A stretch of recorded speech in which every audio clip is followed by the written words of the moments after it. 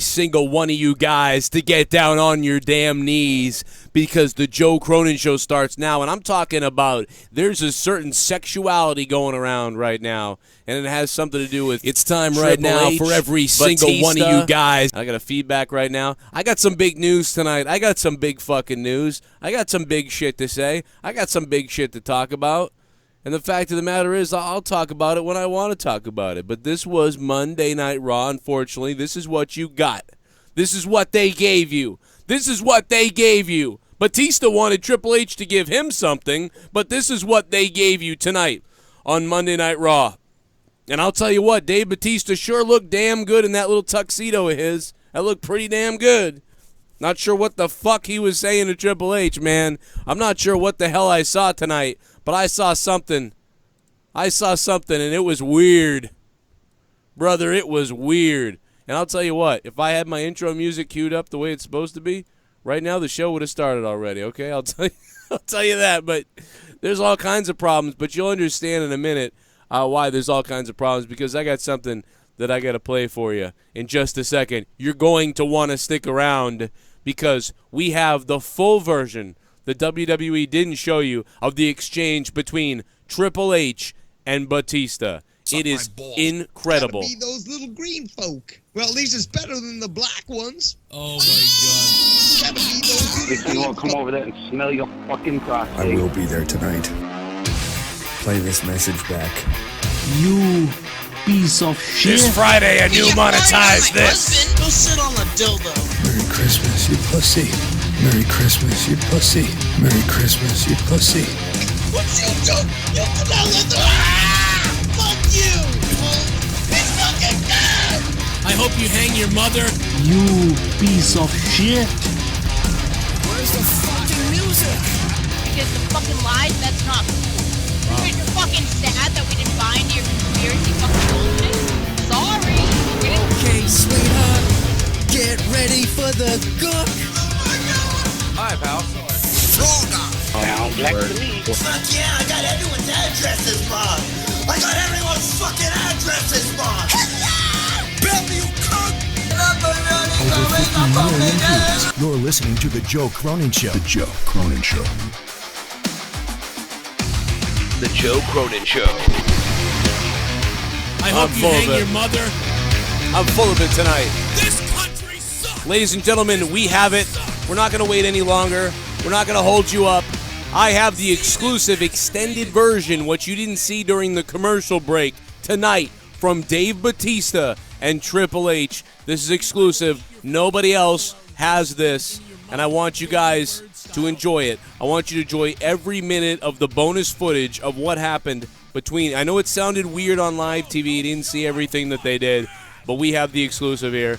Here it is, ladies and gentlemen. Batista and Triple H. This is a match we waited a long time for. Triple H, the fact of the matter is I've been asking for a long time, pal. I've been asking for a long time for you to give me what I want. I left before because I didn't get what I wanted from you. I got it from Hollywood. Do you know how many of those Hollywood stars, how many of those Hollywood directors, including the Galaxy of Guardians and every other director in Hollywood, do you know how much they're willing to suck fucking fondle? I got way more attention than I ever got from you. Now Triple H, Paul, I want you to do something for me. I want you to give me what I want. I know you want it. I know you want it. You want me to give it to you, huh? Give me what I want. And Dave, I will give it to you. I will give you the beating of a lifetime, the beating of your life. No, that's not what I want. No, Paul, that's not what I want. I remember when we used to trade DMs and pictures back in the locker room. If you want everything, I can give it to you at WrestleMania. Yes! I will do it for you. Yes, that's what I want. That's what I want, Paul. I want you and me at WrestleMania. Be careful what you wish for, Dave. You can hide behind all that security. You can hide behind those wannabe security guards, those indie stars, and Triple H will run down all of them. Dave, I will run down all of them, and I will give you everything, Dave. I will come all over you. Oh, yeah. If that's what you want, that's what you'll get. Oh, yeah. Oh, Triple H, give it to me. Give it to Big Dave. I'm going to give it to you, Dave. Give it to me. Give it to me. You want it? Yeah. Oh, yeah. I will do it. It's going to be Paul Levesque and Dave Batista in a cum bath. I'm going to give you everything, Dave. I'm going to give it to you. Give it to me. Oh, give me it. Give me it all. Give me it all. Oh, yeah. Oh. Yeah. Yeah. Yeah. Yeah. Oh. Oh, yeah. Oh, give it to me. Give it to me. It'll be just like old times where we used to do cocaine in the bathroom. I put some down my pants before the show tonight. Yeah! Yeah! Give it to me! Oh, you're gonna love it. You're gonna like it. And everybody here in Pittsburgh knows that you're gonna suck it! I smelled you come and I walk from miles. I will suck you off at WrestleMania. Paul. At WrestleMania, Batista, bomb in your ass.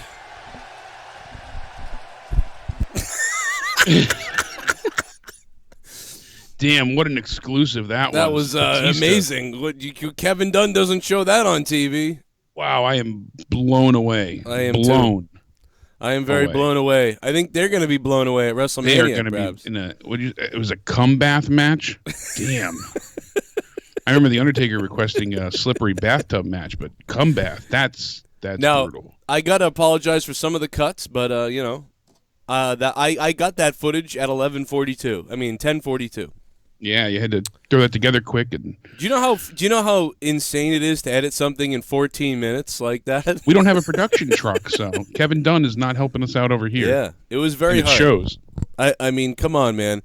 I gotta be. I'll tell you something else. I missed the last 20 minutes of Raw. Just put that together. So you're gonna have to fucking tell me what happened because I don't know. Surprisingly, you missed a hell of a no DQ match. Really? For what I thought was going to be a throwaway, they actually pulled out all the stops and had one of the most memorable Claymore kicks I think I've seen yet. Really?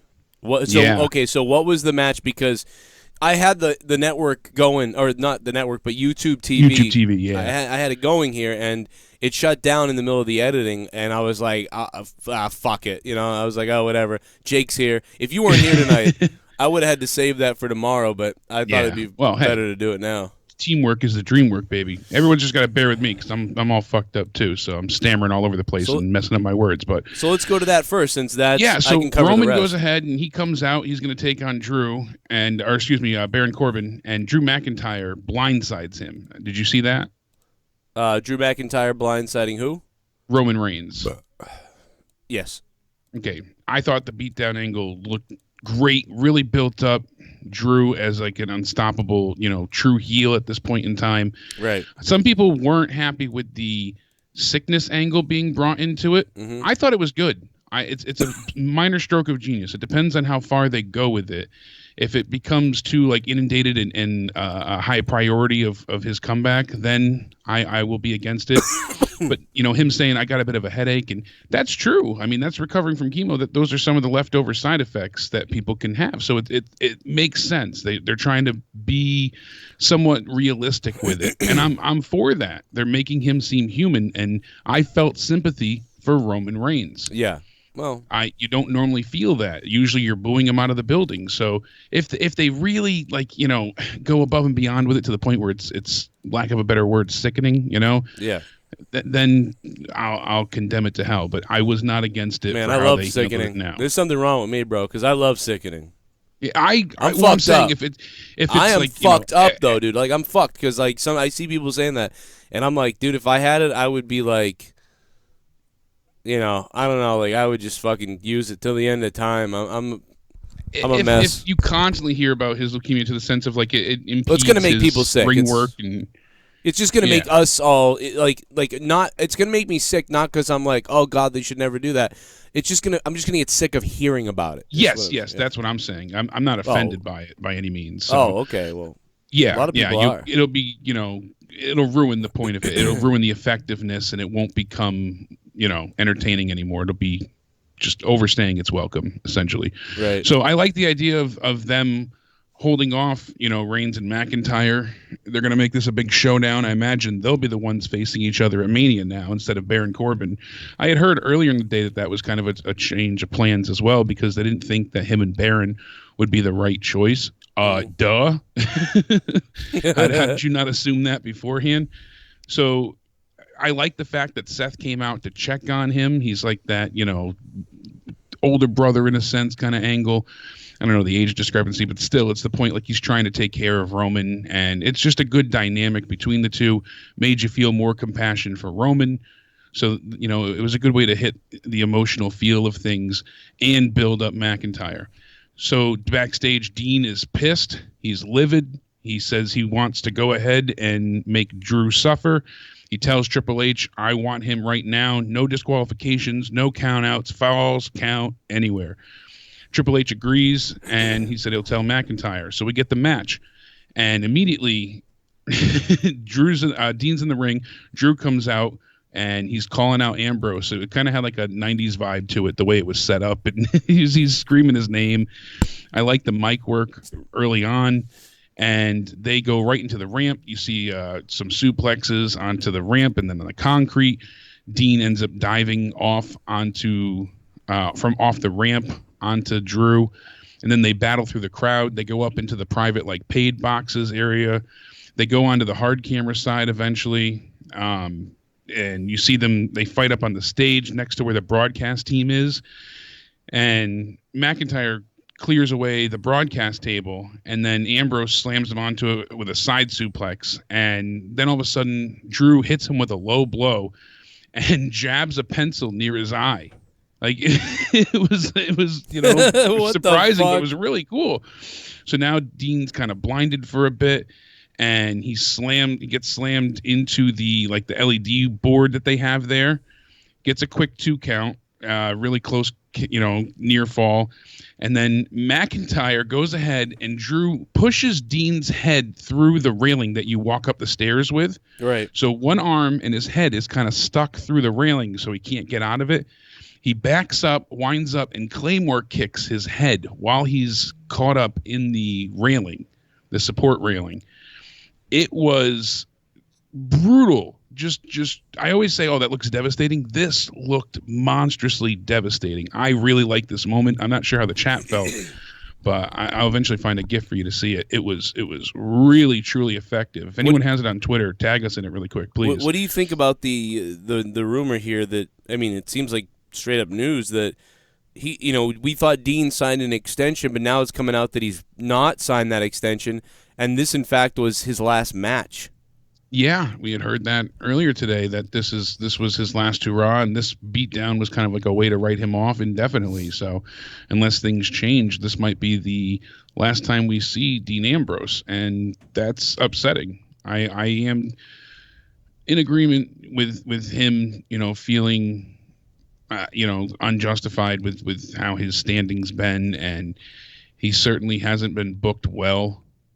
But it's almost like the last few weeks since turning face again, things kind of started to pick up a little bit of momentum. I wish he would have been booked this way more so, for longer. It's always the case of the what ifs. There's so many stars on the roster right now that deserve better. Shelton Benjamin, we saw tonight. EC3 was on the pre-show getting beat by Tyler Breeze. The club, they might be re-signing now, I heard as well earlier. They might not be leaving. So Gallows and Anderson, they deserve better. I mean, there's so many people that, no, they don't all need to be champions, but they're treated like such just lower than jobber shit. So yeah, it's a little ridiculous with that. Let me test it. So Drew wins. Let me test the donation, Jake. Let me see if this works real quick. You hear that? I can indeed. Wow, you can Give hear IT that. to me. Lol, that Claymore kick to win the match looked sick. Wow. Guess Dean had creative control for this one. A preview of what he can do and how he can make the other person look strong. Pretty creative emo. Ronda's bitch slap was funny. Well, that explains it too, because that's probably why it looked good to you in throwback. Why hate? Thank you for the 661. Why hate? Because probably Dean said, "Let me do everything, give it to me," and then they went out and had the match that he wanted to have for his last match, and he put over Drew big time, and that seems to be why you got something like that was different, and why you got something that might have been interesting and fun and good. It's the one rare time where they said, all right, go do what you want. And then Drew was obviously on board for it. So that's why that is. Listen. Yeah, he also said it felt like Bruce Pritchard booked the main event because it had a noticeably different feel to most Raws. And I could see that being the case. I mean, it did have that more, I don't want to say like hardcore, but that's lack of better words. It had like a little bit more of an old school feel to it with the pencil and, the fighting through the crowd. Just a very visceral beatdown that we saw. And then after the match is finished, we see McIntyre. He goes ahead and he gets up onto the announce desk, and he's kind of mocking Renee with it too. He lets out this like battle cry. And then Ambrose gets to his feet, and McIntyre sees him getting up and gives him another brutal kick to end the show. I wish they fucking had the overrun, because he was kicking him in the head right as it was going off the air. Like, there's more to it. It's going to keep going. But it was really entertaining, and they're really building up McIntyre and Reigns here. But McIntyre especially, it felt grittier, Got to bring up our pal Gritty. It felt gritty. Like a real brawl, You get that old school feel to it, like I said. This is kind of like, wow, the swing into WrestleMania things. The rest of the show left a lot to be desired for the most part. There were a few high spots, but this was a really great moment. And who was it that just I'm going to send it to you really quick so you can see the actual kick that we're talking about. It was SC Velocity, so I'll throw it in the Skype chat here. So thank you to him. But the kick it was really, really well executed, I think. And, not something you see all the time. I mean, it was nothing like mind-blowing, but it was enough that it worked. There wasn't some huge setup for it and all that. Just sticking his head in a railing so he can't get out and kicking him in the head was all you needed. Let me see if I can find what you just sent me. Let's see. Skype, you damn bitch. It sucks opening shit in Skype now when you send it. Fucks up the whole thing. What did they say? What are they showing here? This is the finish to the match with the kick that we were telling you about. Oh, that I missed. Okay. Yeah, and then Dean gets back up as Drew's letting out this battle cry and really, asserting his dominance. There is a reason that this man, Drew McIntyre, boom, is. Yeah, I don't know if it didn't really look awesome. It just looked like he really hit him. It looked good when watching it live. Certainly, I was impressed. No, but the whole the feel visual to the looks... match of him, them beating each other in the crowd, it's just stuff you don't usually get. The visual looks I'm good, gloating though. about it, but yeah, the visual looks good. Like what I'm seeing, like this looks great. Oh, he's gonna hit him again. Oh, yeah. I see. He hit him again. The camera switched. Like, fuck you, Kevin Dunn. Well, that's the thing. It switches, and then it went right off the air as he hit him again. This needed a few more minutes. He was going to put him through the announce table. Something. They got more live. A few people were there, so I'm curious what happens afterwards. But thank you to SC Velocity and a few others for sending it. I like it, man. It's horrific, and I like horrific. Definitely a spot that would have been better if there was blood involved. When he kicked him in the head like that, if you had a blade job, that would have been muy caliente. Oh, I see a better shot from it now from someone else. I get it now. That looks really cool. Yeah, the initial non-slow-mo shot that we saw the live, in the match looked awesome. The recap shot where they break it down, the slow shot is from a different angle, so it's not as great, but I liked it a lot. Yeah, it looks good. I just put out a poll on Twitter. I was at Grimomania last year. Obviously, I was in the Rumble. I tried to win the Rumble. I eliminated Grim from his Royal Rumble last year. And, I know that recently JD from New York showed up. And, I don't know. I'm working on something. I'm trying to work on a deal. I didn't grab my bananas. I'm trying to work on a goddamn deal, Jake. I don't know. I let everybody down. I didn't grab my bananas. Yeah, that'd be good if you work something out, though. Now, bigger question is, did you see Ronda's promo tonight?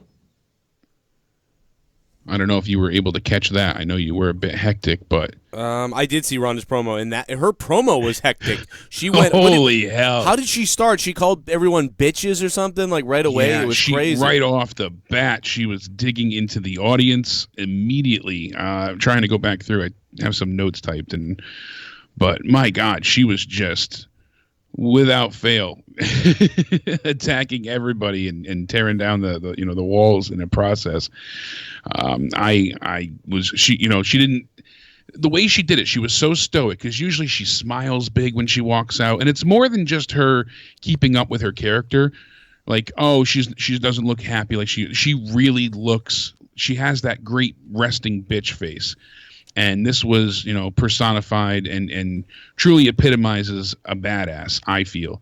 She didn't, pay attention to any fans. There were no hand slapping. It was just bam, straight to the ring. And she goes on, she's like, you guys chanted, you deserve it, after I was beaten with a stick, and you would cower in fear if you were ever in the presence of me without a barrier.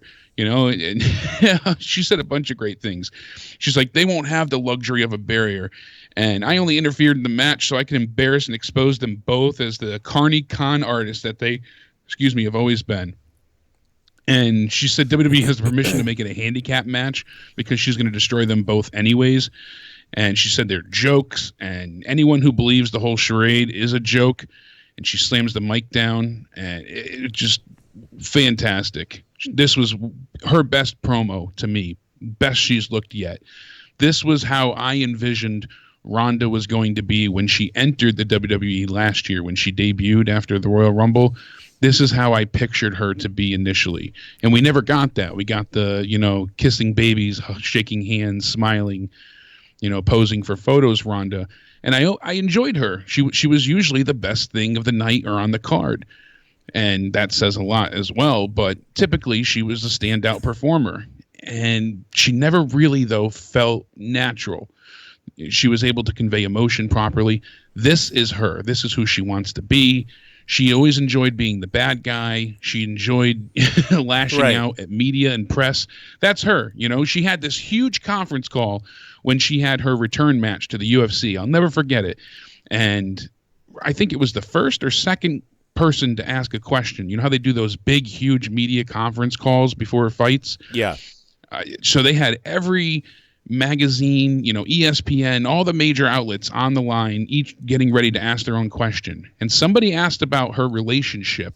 She basically told everybody to fuck themselves, and she hung up the phone. And Dana White was pissed. She just walked away from the entire thing after telling people to go fuck themselves. She is moving a little crazy. Like, she's so hyped up. She's like way over. She's like, and you tell me you're not to do this thing, and you're gonna tell me I'm doing this thing. Well, fuck everybody. Like, she's just a little too fast, but that's okay. But I still like her because it's just so whacked out. Like, dude, it's like she did a speed before she came out there. Oh, and yeah, she's sniffling with Joe Rogan in the bathroom. But I don't remember exactly what she said, but it was I thought it was pretty good. It was a little spastic and shit, and then she got out. Oh, then Dana Brooke came out for some reason and almost cried. It was almost like Dana Brooks last night was tonight.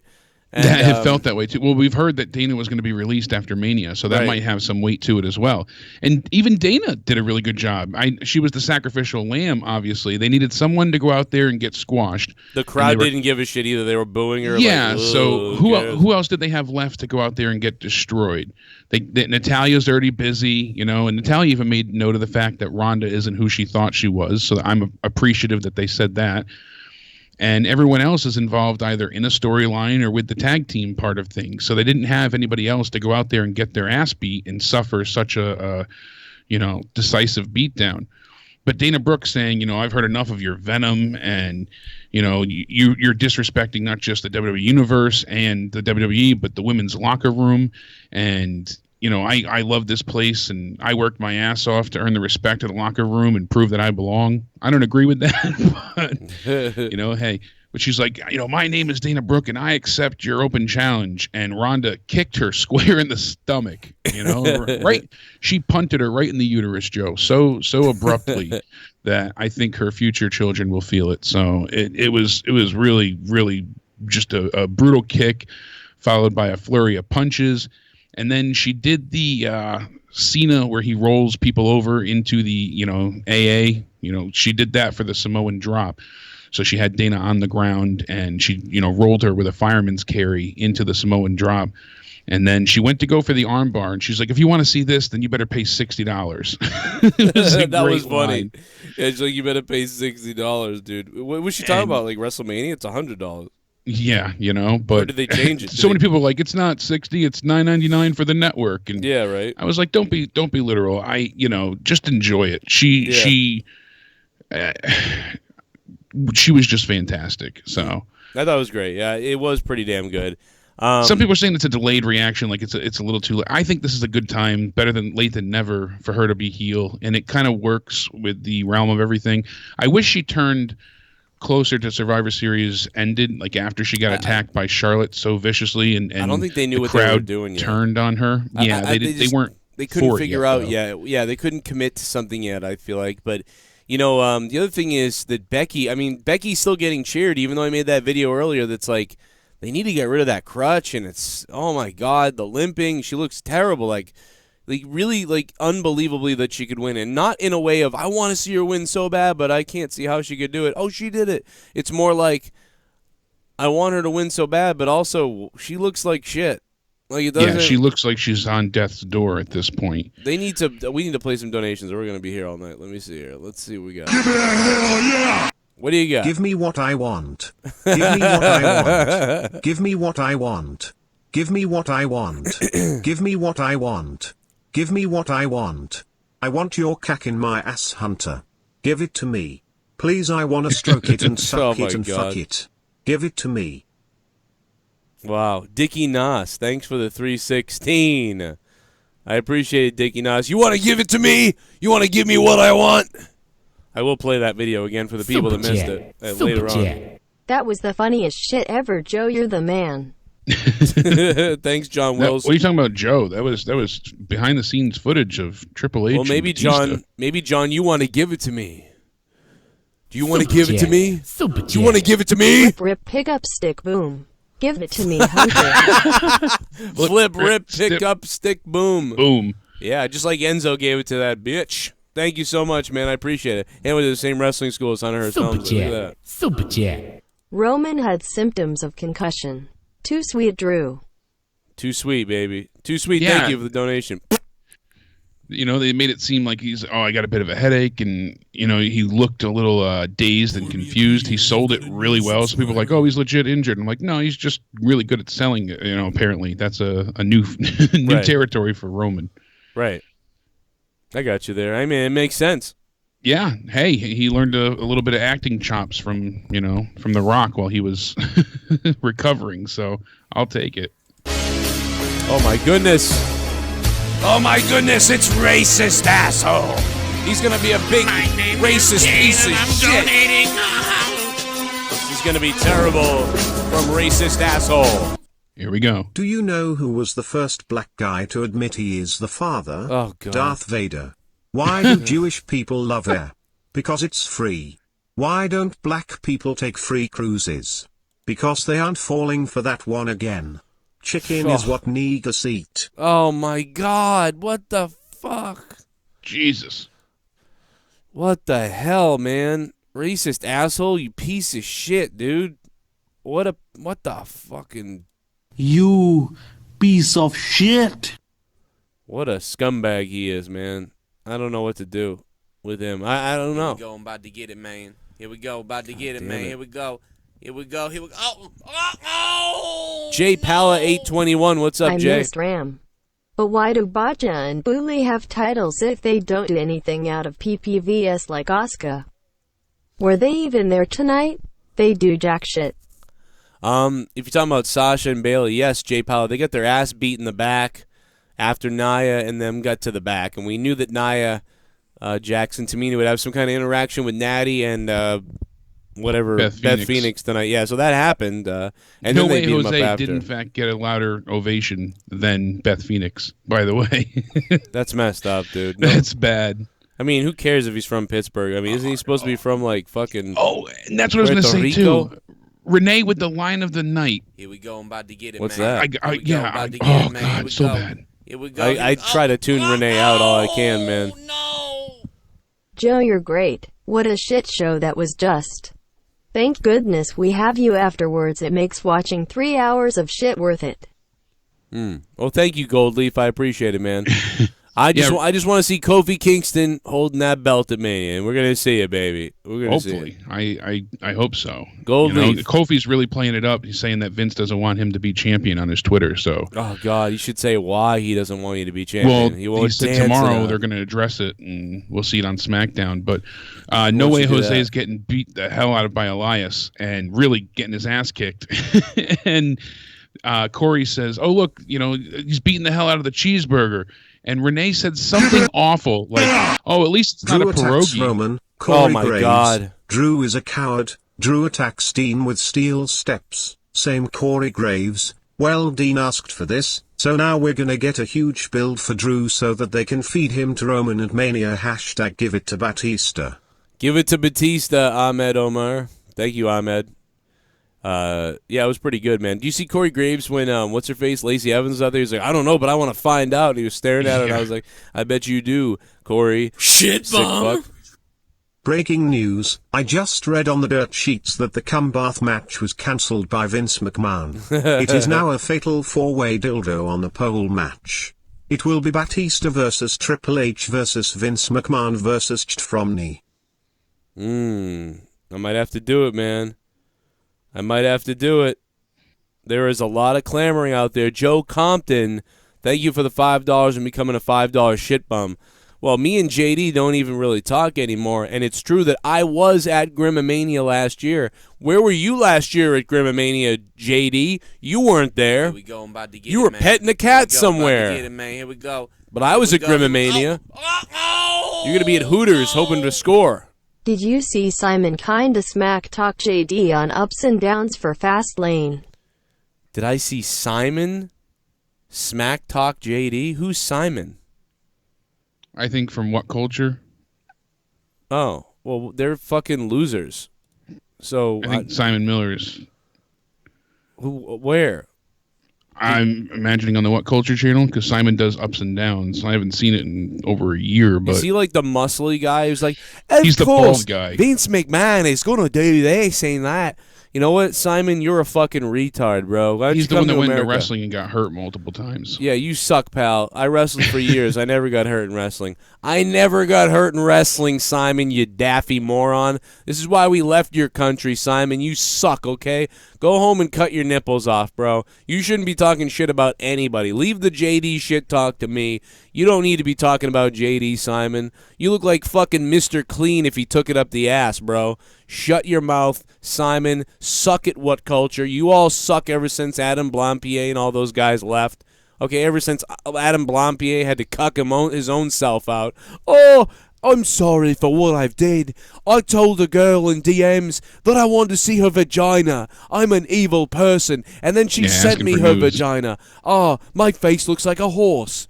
They played that off as he was like, raped someone initially. Dude, I thought he raped someone. Wow, that's a real, abuse of power. And then it turned out to be just flirting in DMs, and persuading for nudes. Like you said, it's like flirting at a bar. I'm guilty about 7 times over back in the day.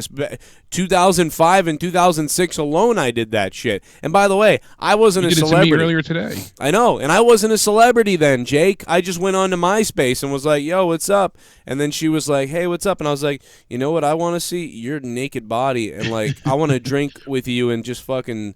whatever. Oh, you're so funny. But seriously, I'll send you my cock if you want. Oh, you're like, really don't you know me? that? I'm the lead singer of Cold. My name's Scooter. Dude, I'm the lead singer of I Will Plow You. Okay, I'm the fucking lead singer of I Will Plow You now. And then she's like, oh, she sent me the fucking pictures. And later on, did I apologize and say, oh, I'm such an abusive guy? No, you're a fucking guy, and you're a scumbag if you cheat on your girlfriend and shit. Yeah, that's stupid. Like, yeah, come out and say, like, oh, I fucking was not a good person. Look at Dr. Disrespect. I'm unfaithful, and then you rebranded and came back. It doesn't even matter. It's just like, dude, like, you can apologize. You can be a dickhead and say that, like, I shouldn't have been doing this to my wife. That's all that matters. If some girl sent you her tits and you're saying that was terrible because, like, you manipulated her, what the fuck are you talking about, dude? You're an idiot. Adam, I'm sorry, but you're fucking stupid. But ever since that, dude, what culture? Fuck what culture, dude. Fuck what culture.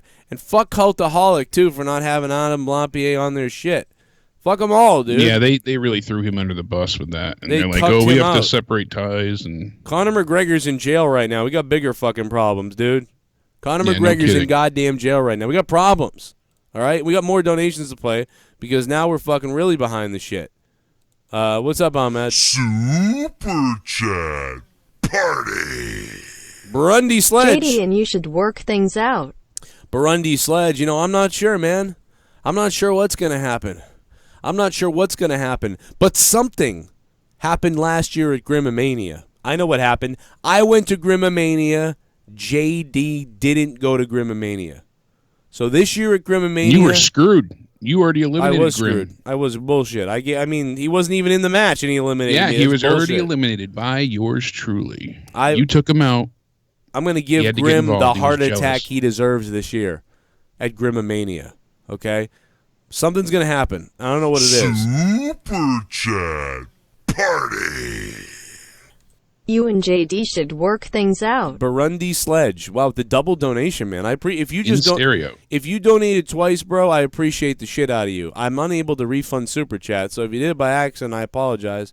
But I thank you very much for the support either way, man. We definitely needed it. We'll get back to some Raw in a minute. Let's see where the donations are at. What we got? BD Skeleton chiming in with $1. What's up, BD Skeleton? I appreciate the shit out of you, brother. And we will get to the rest of the donations in just a minute. The donation link is down below, guys. Help out the show if you can. Otherwise, use the Super Chat feature. Let's go back to it, man. Let's go back to Raw here. So the most egregious thing of tonight, honest to God, I was truly offended by it. I don't know why it's bothering me so much. Call me foolish, so be it. I sent you the photo, though. I don't mind when they make toys out of matches. Like, they had the Shark Cage because the Shark Cage match happened. Yeah. Or they make the Hell in a Cell play set, because they had the cell and things like that. But they had the Braun Strowman broken car with him flipping the car and it's all breaks to pieces already made. Yep.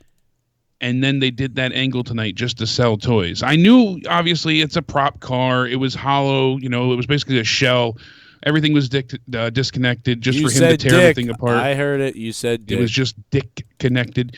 But I hate them designing angles around toys because I'm fine with them marketing things in reverse. Mm-hmm. But when it happens this way where you make the item first and then try and make the angle, it feels unnatural. Well, it feels fake, like really fake. Well, that's the thing. And it felt so more cringeworthy tonight. Like it was so blatantly obvious that this was just fire him. Idea. Fire Braun already because you know what? It had and no flow. By the way, Braun didn't do this. They are the ones that decided to make him be a dumbass with his money in the bank. They're the ones that decided to book him retardedly.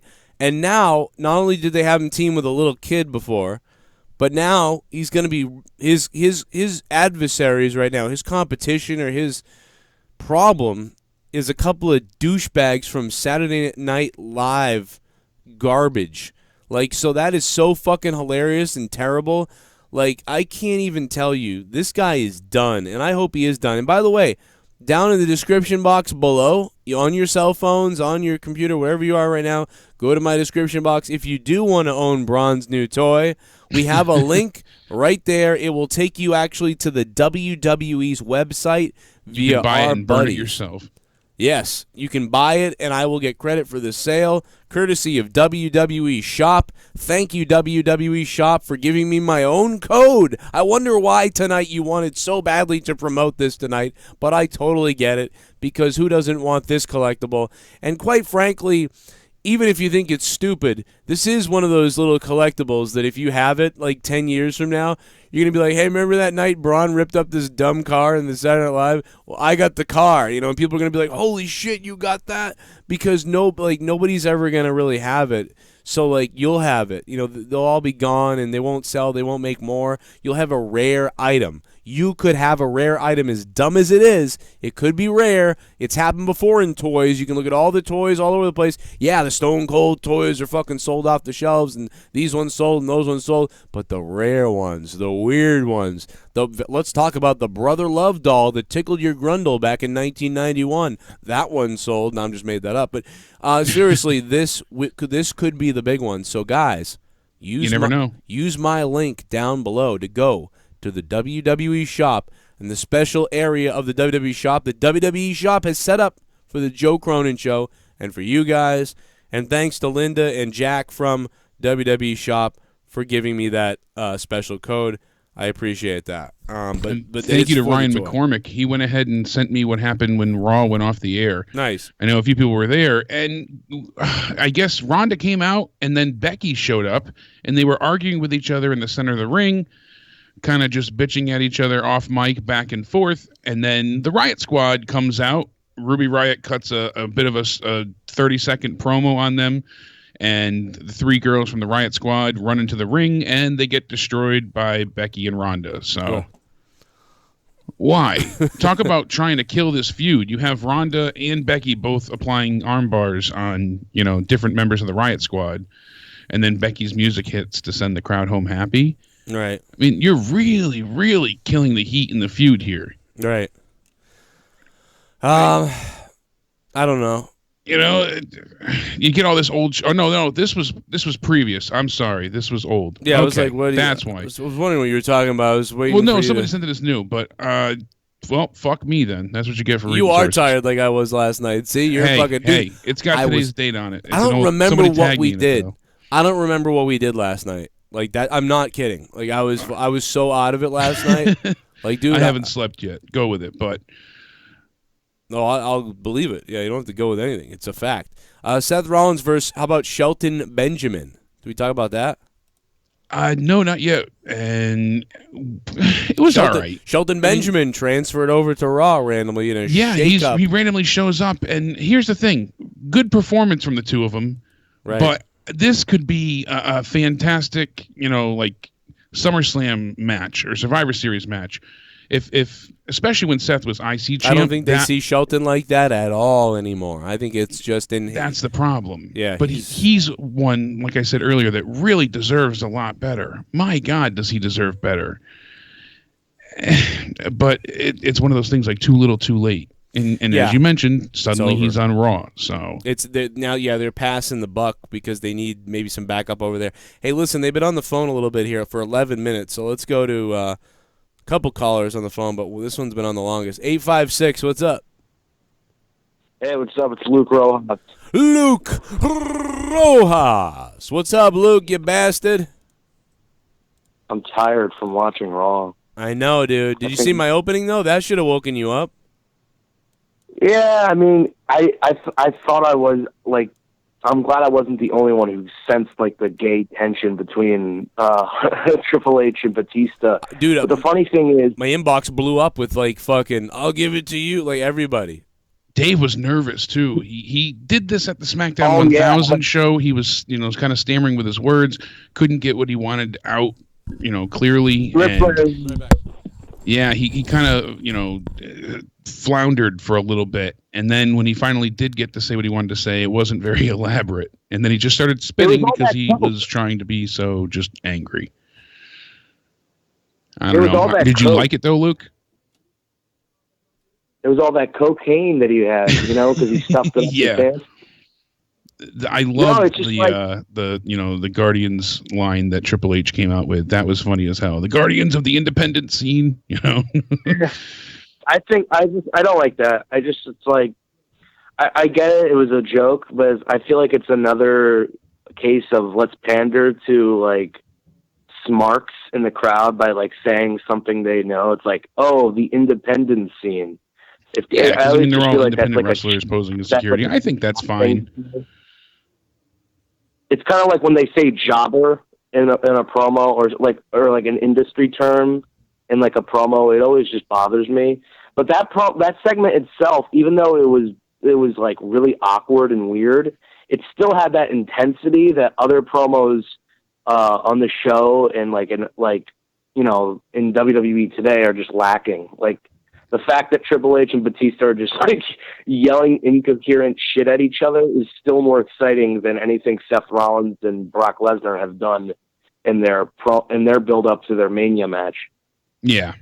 And especially tonight with that build up, I think we've heard Brock Lesnar's name be said more than the past year combined. That was infuriating. Promo every fucking time about him. Brock. How many times are we going to?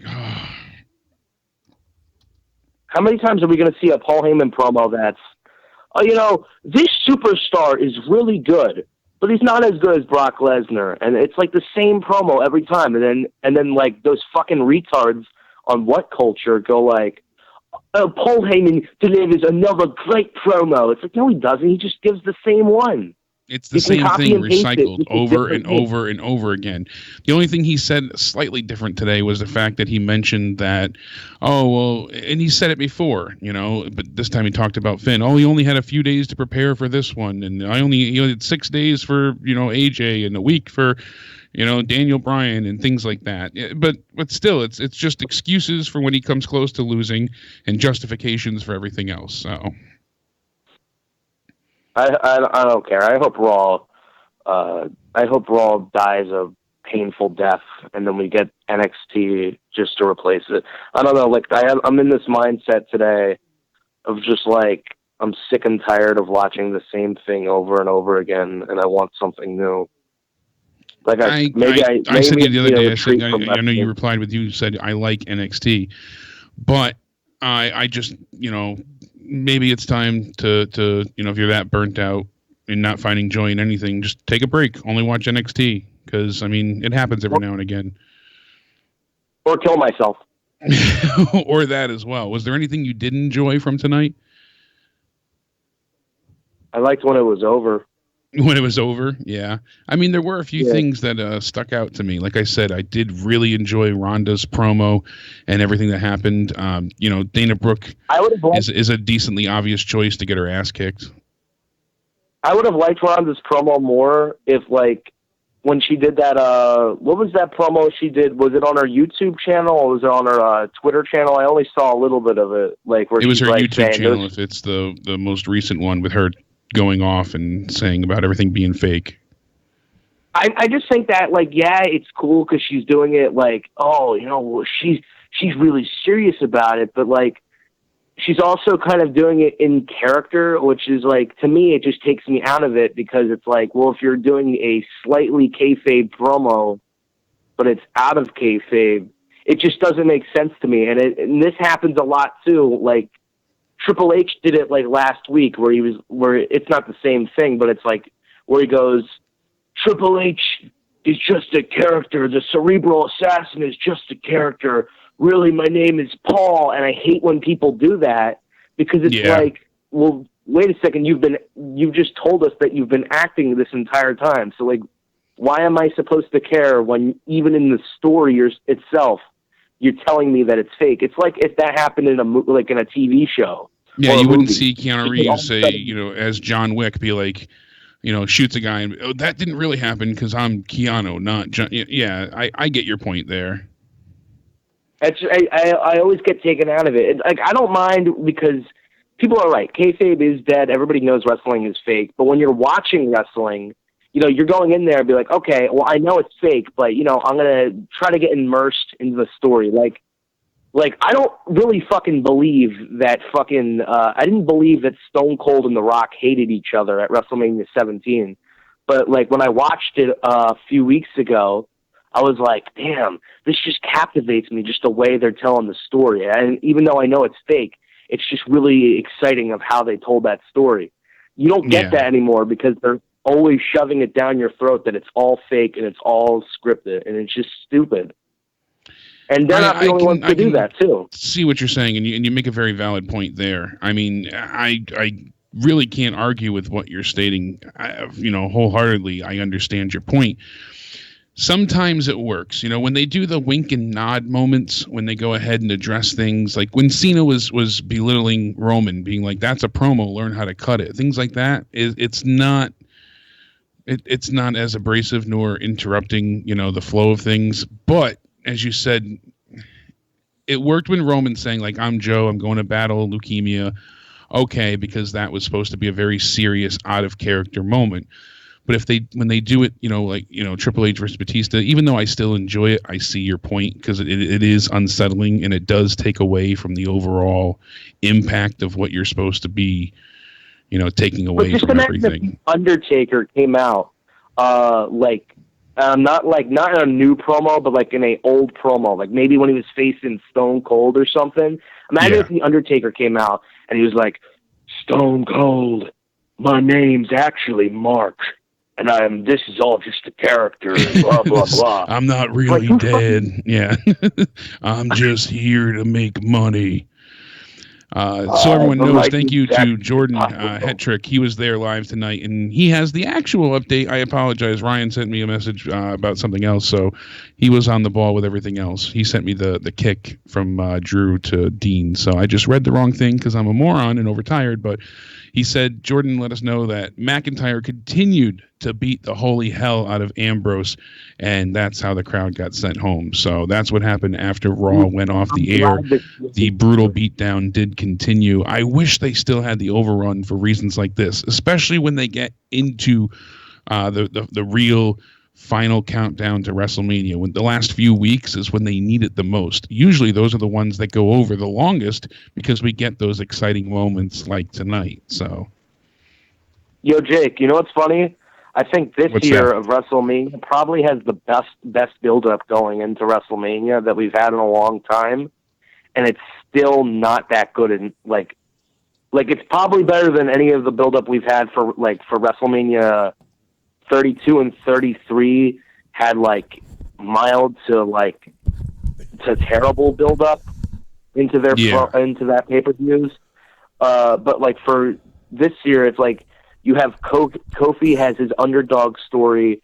That's a really good angle. Triple H and Batista, the triple threat for the women's. The Hardy Boys going after the Usos. Yeah, there are some pretty decent matches on paper, and the build isn't as tedious and horrendous as it has been in the previous 5 years. So I do agree with you there. I'm sorry. It still all kind of just feels like rushed and messy, and like even though there's there's rivalries or whatever that have been they've been building up for months, like the triple threat for the women, it still all just kind of feels like convoluted, or like for the case for the Triple H and Batista rivalry. Although it's really like they got us captivated with like Batista attacking Ric Flair. Yeah. The next week, it's always the same. It's always. This happens too much for any rivalry or any feud. I'm sick of it. It's someone turns heel, and then they don't really know what to do with the guy because they want to stretch out this heel, this story for as long as they can. They have them team together. So they don't. So when someone goes to interview them, or the next week or whatever, it's always, "I'm not going to talk till I want to talk," or they just look at the interviewer and like smirk, and they're like. And they go shake walk their back head. into the Shane locker did it room. last night, and you pointed it out. Yeah. We got this big heel turn, and then they, I think it was Charlie in the back being like, "Shane, what do you have to say for yourself? How can you justify your actions?" And he just looks at the camera and closes the locker room door. Yeah, that's a really old trope that needs to die as well. Just like the way they watch TV, that's another thing that is overstayed its welcome. But yeah, you made some great points there, Luke. Honestly, I appreciate it. Good job, Luke Rojas. It gave me time to get the coffee and the water and but I mean, this is one of the better builds as far as storylines and matches goes for Mania. He's not wrong there. Last couple of years, it's been like nothing. It's been really bad. And they shouldn't have had Fastlane. We said it after Fastlane. We said it again. I mean, whether we like the pay-per-view or not, irregardless, the point is that it invalidated the Rumble, and it muddied a lot of the storylines that didn't need to be happening or taking place, and it caused more issues than it was worth having. Really, I miss the times where you would have, a solid 7, maybe even 8 weeks to build towards Mania. Things move too quick nowadays to have the Rumble that far away. Yeah. That like you said, maybe if they switch the two, or because there's too many things that happen, and they often step on the toes of what they're trying to accomplish. And plus, if we get closer to Mania, yeah, they could switch Elimination Chamber. I get that. But imagine if they switched Rumble with Fastlane. I mean, that's a little too close probably, but the excitement for who wins the Rumble then would be off the page, because whoever the WWE audience clearly wants to win, it would be evident, in a way. They would be cheering like crazy. Whereas months out, they might not be fully into it yet. But can you imagine, if Kofi Kingston won the Rumble now? I mean, maybe that's a little too much. Maybe I'm crazy, but... No, you're onto something. Because if you look back to, WrestleMania 15, that's an easy one to go back to. And you remember how many times the title changed hands? Originally, you had the Deadly Games tournament to crown the champion, and then I believe that was that year. And then they went from there into the Rumble with the I Quit match, and then... before that, Stone Cold helped Foley win the title first off, and then they had the empty arena match, with the forklift finish, and then The Rock wins, and then McFoley wins the title back, and they went back and forth. And all right, the last pay-per-view, Foley wins at St. Valentine's Day Massacre, so you think he's going to Mania, then The Rock wins the next night, and it was just so many, it was just constantly exciting. Meanwhile, you have McMahon and Austin fighting over, basically the Rumble victory, and there were so many layers to it. But the main focus was getting to WrestleMania. It wasn't about winning now. This was just the placeholder to get to the big stage. Now it feels like Mania is just it's coming. That's later. Right. That's down the road. It doesn't have that same important feel to it. That was the destination. Now it's just part of the travel. Right. And, back then it was weird. It was the talent was putting over the belt, but, the validity of the belt was putting over the talent. Everything was reciprocating off of itself. Nowadays it feels like, I don't know, somebody's the champion and maybe somebody will win it.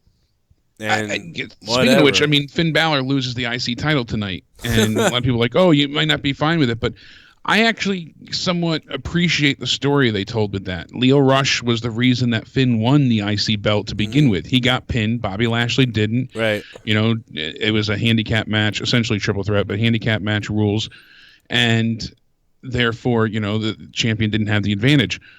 And, from there, Lio Rush got the challenge for the belt on his own, so Bobby Lashley felt betrayed. Now Leo's interference helped Lashley win back the title tonight. It's not like they just played hot potato with the belt. They told a legitimate story. Right. Now Lio Rush and Bobby Lashley are back on, working terms. They're friends again, and it's good. This is storytelling. It works. A lot of people are upset. Does Finn deserve better? Yeah, no doubt. I mean... This is something that should have happened at the pay-per-view, not the Raw after, granted, but at least they're competently telling a story at this point. Yeah, they're doing something. I can appreciate that, too. I know a lot of people are mad because, Finn's, first defense or something. Was this his first defense? No, he defended it against Lio Rush. 3 different people were telling me it was his first defense. I'm like, no, it wasn't.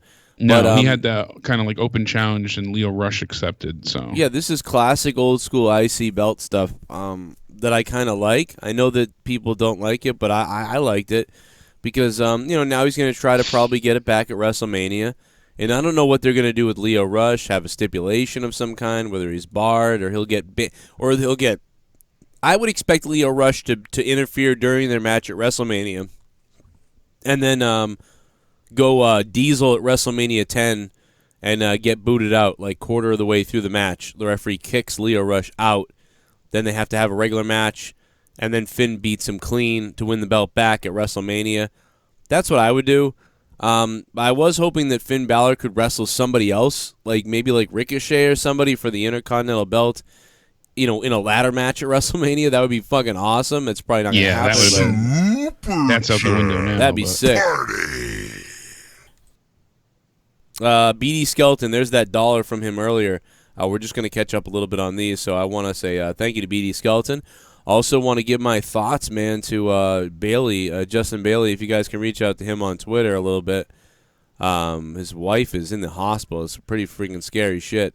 Yeah, dealing with, he said, blood clots in her lungs. That's a pulmonary embolism. Really, really frightening. So a lot of prayers and love from, my family and a lot of people reaching out. So go ahead and hit him up on Twitter and let him know you're thinking about him. I did get people were asking me about Bailey's wife and everything, and so I don't know. Last time I talked to him was an hour ago. So give me that 9-inch uncut cock 2 hours Triple H. ago. Give it to me hard and ram it quick. Split my asshole, make me bleed and I'll call you daddy. What the fuck? That's Tommy, North Carolina's territory right there. Give it to me. Hey, Bad Omen 666. What's up, Bad Omen? Thank you for the $5 and becoming a $5 ship bum. And yeah, that is Tommy's deal. Tommy ripped off my shit, man. What a piece of shit he is. I mean, Batista. He ripped off Tommy's shit, actually. It's not even mine. It's Tommy's. Yeah. Ripped off my friend's stuff. But yeah, I'll let you guys know if I hear anything from Bailey. Pretty scary, whatever. I just don't know right now. What's up, Joe and Jake? How you both doing tonight? I enjoy your fast lane predictions video, Jake. #HunterGiveAtem. Hunter, give it to me. Casey is raw. What's up, Casey? Thank you so much for that. I appreciate that. Casey's staying sexy. Yeah, I mean, I still can't get over it. Batista, he was nervous back at SmackDown 1000 as well, and he couldn't quite get out what he wanted to say. But tonight was it was rough. It worked. But. He needed James Gunn to diddle his balls. I want it. I want it bad.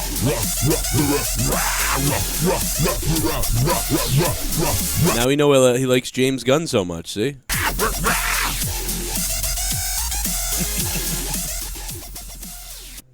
Dave Batista does a good job of hiding our kind of eyes. I can see right through you. You know the policy, no chinks are allowed to get over in this day and age. Go back to the movies, you fucking prick. God no damn one it. wants you here. Go rip another pair of jeans. God damn, the intense racism in the fucking comments. What is going on? Yeah. I get it, though. He likes to rip his jeans. Goop Laying the down Humster. the facts, I guess. Laying down the slanted facts. Here we go. I'm Why are you about to laughing? get it, man. Here we go. About to get it, I man. love Here this we one. go. Here we go. Here we go. Oh! No! Clapping hands, clapping hands, clapping hands. This is why you guys rock. Give it to Batista. Give it to me, Batista. You want to give it to me? My favorite part was the cocaine part, to be honest, because I'm a sick fuck. It was true, though, because he was all hyped up. I put some down my pants before the show tonight. Yeah! Yeah! Yeah! To me! Boy, you're gonna love it. I put some down my pants before the show tonight. Yeah! Yeah! Yeah! Yeah! To me! Boy, you're gonna love it. You're gonna like it. And everybody here in Pittsburgh knows that you're gonna suck it. I smell your cum. Bathroom. I put some down. Beat Paul I Levesque. fucked alone. And Triple H will run down all of them. Dave, I will run down all of them, and I will give you everything, Dave. Just the fact that you have the leather jacket, you got the lip spit down, it's perfect. Yeah, man, I've been watching that for years now. What has it been? Oh, fucking classic. You just watch what happens if I show up at Grimmomania, Grim. Grim, you're going to wish I didn't show up at Grimmomania because it's not going to be able to contain me, all right? Last year I was this close, Grim, to winning that Battle Royal, and I eliminated you last year, Grim. But let me tell you something, Grim. If I show up to Grimmomania this year, I might just have to eliminate your wife's privates, okay? I'm sorry. But no, what's going on? McGregor took the phone from a man allegedly taking photos of him outside the hotel and smashed it. And then... How's your fucking phone now, you fucking cunt? So he's being charged with strong-arm robbery and criminal mischief. Strong-arm robbery? Yep, and they're felony charges, both of them. How about destruction of property? $7,500 and $5,000 with bonds each. So. That's nothing to him. Hey, you something to me. It's nothing to me, you fucking cunt. No, the defendant stomped on the victim's phone several times, breaking it. He picked up the victim's phone and walked away with it, depriving him of it. The victim was stated that the phone was valued at $1,000. The defendant was located and then arrested. This is at the Fountain Blue Hotel. Well, isn't that a destruction of property? Isn't that what it is? Well, because it's over $1,000. Yeah, it's considered. Where is it here? Yeah, that's what takes it into felony territory. Bullshit. You find me the charge where that guy paid $1,000. He probably gets some deal from Verizon or whatever. He probably paid only $200 for it. It doesn't even so much matter what you pay for; it's value. That's the problem. I know, but you got to get a good lawyer, Connor. No, I'm just kidding. Well, it seems like this guy is a good lawyer already. Not Connor, because criminal mischief of $1,000 or more, and because he took the phone in such a way and smashed it, it's considered strong arm robbery. Wow. When I heard strong arm robbery, I'm like, oh shit! I thought it was going to be something, of a bigger deal. Strong arm robbery sounds like being it sounds like give me the phone or I'll break your throat, and then the guy gives him the phone, and then you leave. That's what strong arm robbery sounds like. This just sounds like horrific destruction of property. But he snatched. I could picture him too. That's fucked up, though. I mean, you can't break somebody's phone. It is fucked up, but I could picture him. Don't take my picture. Don't take my picture, which was said in one of the interviews. The reports, I should say. Mm-hmm. And with him snapping, and the fucking guy keeps doing it, and then it doesn't make it right, but. Yeah, but the paparazzi do that over and over again. So just some regular citizen who's not listening, why don't you beat the shit out of the paparazzi? Well, the reason is because you can't beat the shit out of the paparazzi because they have a right to take even though they're cunts, they have a right to take photos of you, and anybody has a right, I think, to take photos of you, even if they're dickheads. But I'm glad. You have fuck no the guy. Expectation to privacy, and I get all that, but it's a real shitty situation. Some guy was a jerk. Now he don't got the pictures of his boyfriend's dick anymore, and Connor's got to pay $10,000 or something. Who cares? Whatever. Fuck it. Oh well. Yeah, and he'll be all right. I do want to make note of one thing. Like I did like the ending match, and I the Shelton Benjamin match was good. Yeah. But Elick said on Twitter at NXT NY, he made a great point. He's like, this is Moxley's best match, and it was worthless. And that is a great point. I mean, Dean had one hell of a performance here, and it's utterly pointless. Same thing with Shelton Benjamin. Mm-hmm. Same thing with a lot of the things tonight. It's pointless. And that's a problem. They have a few things for Mania that they're holding on to, and everything else is falling by the wayside. I want Chad Gable versus Ricochet, dude, at WrestleMania or something. These guys are holy hell. But we're going to get some form of a tag team, obviously. With Ricochet and Aleister Black still, which I'm okay with. But you think they're going to make WrestleMania now after all they just got here and all this stuff? They've got to be on Mania now, right? I absolutely think they're going to be at WrestleMania. I don't doubt it at all. Amazing, huh? Wow. Yeah. Amazing. And it was a really, good, solid tag match from them tonight. Even though it was really short, it was still fun to watch. Yeah. I mean, these newcomers, even though they've been wrestling for, a decade and a half at this point for, Ricochet, it's like, so I like that there. But everything with Strowman really, really set me off. That just... That pissed I me actually off was happy. Like I said before. I was happy. I was like, good. See you later, bro. This is how they feel about you. Fucking tag with a kid, cash in your money in the bank like a retard without cashing it in.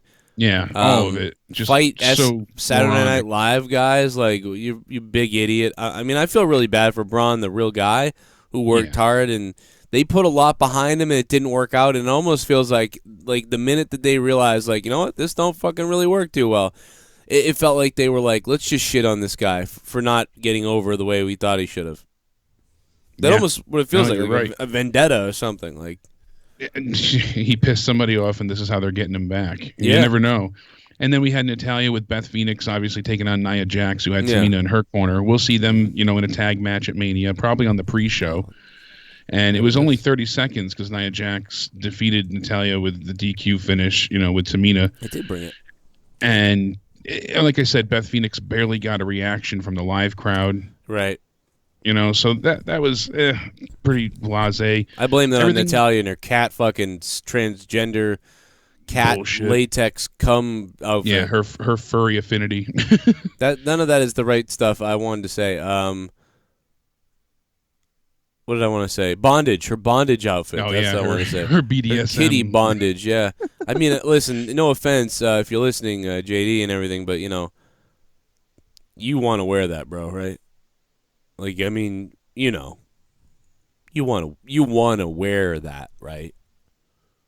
I mean, I don't blame you. I don't blame you. I'd want to wear that too if I was, I want to wear Leah's clothes. You know what I mean? So I get why anyway, that was fucked up. But I have a tail. Maybe at Grimomania something might happen. Hey, maybe. You never know. Maybe last year possible. Last year something happened. Was that really last year that I went to Grimomania? I believe so. Was it the year, it wasn't the year before? I think it was last year. Damn. Because the year before was yeah, you're right. Yeah. It was last year. Oh, the only difference with this year is if I show up at Grimomania, I got to tape the fuck out of my ankle because I jacked my ankle up. He's still jacked up. It's still swollen. So I mean, I got a weakness too. Not surprised with that. It's amazing how ankle injuries take forever to heal. You're better off breaking it than spraining or tearing anything. Should be out there. Yeah, I don't want to tear it in a ring too, and it's like bobbing up and down, and you got a bad ankle. Like if you don't fucking take care of that shit, you'll be in some trouble. Yeah, forget about it. And now, how did you feel about Kurt Angle? I mean, the thank you Kurt chants broke out, and basically, he had a good promo and said that he wanted to thank all the fans. He choked up, and you had the really loud thank you Kurt's, and he said that it's only right for him. This was always his home with Pittsburgh. It's only right to have one last match in his hometown. Then it's on to WrestleMania. So he's going to have a match at Mania, and that will be his last. I wish Apollo Crews was, okay, it was a good match, but I wish it was a bit longer than 3 minutes. I mean, maybe Kurt, that's all he can do at this point, but it was a nice moment regardless.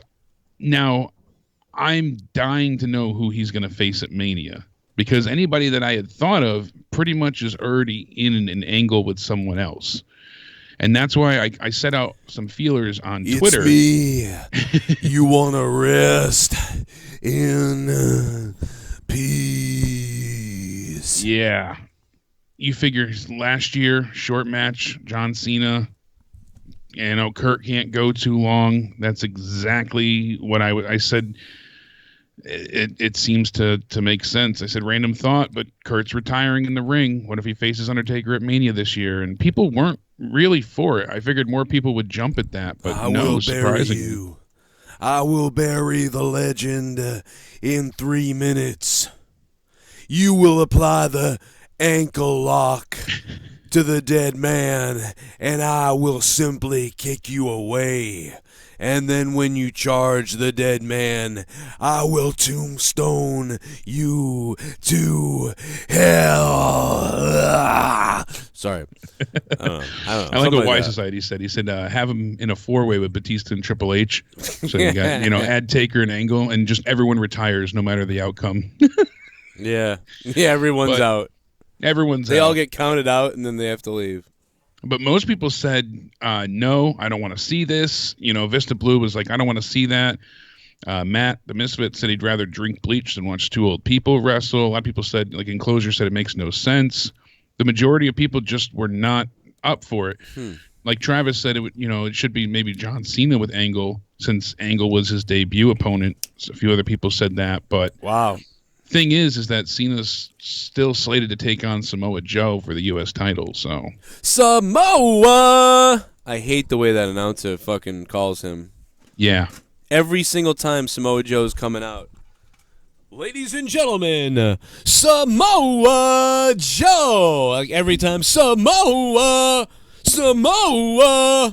Like, bro, I want to bash your head in with a fucking brick, dude. Stop it.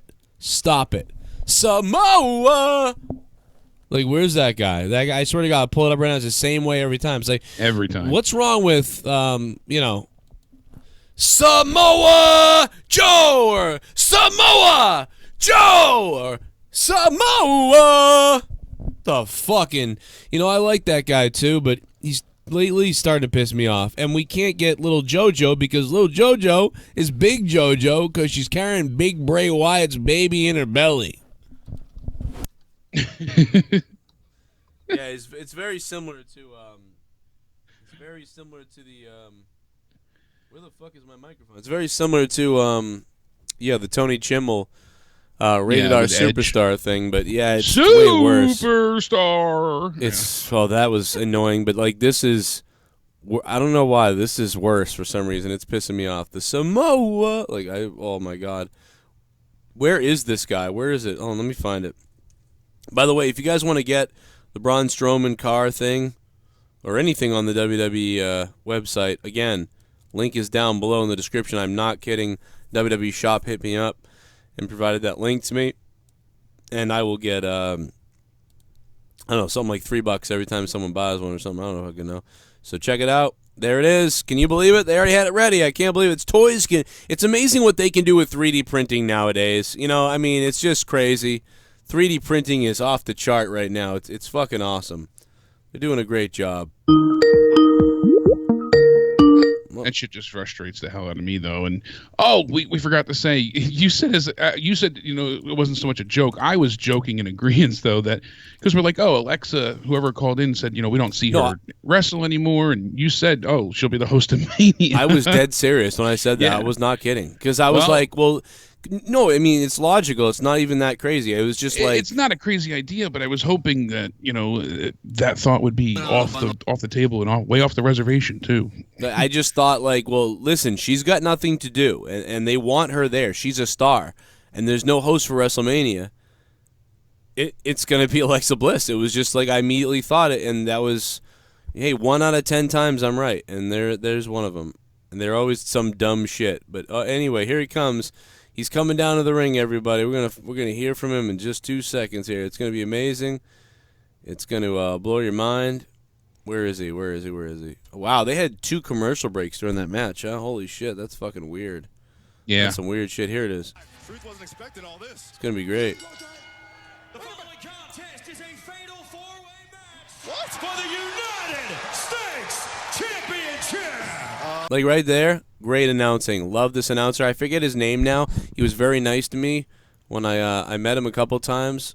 We were talking to him at Mohegan that night. Yeah, we briefly talked to him in Mohegan's Sun. And then when Danny and I went to the valet to get our car, he was there getting his car, and he was super nice. He talked to Danny for a little bit, and we were talking back and forth, and she was, talking. We made a joke, like, oh, nice shoes and all that stuff, and he was really receptive. That's when we met Gronk too, and they were both really nice. So yeah, that's awesome, bro. He's a good guy. I like him. I think he actually is a good announcer. It's just like 1 or 2.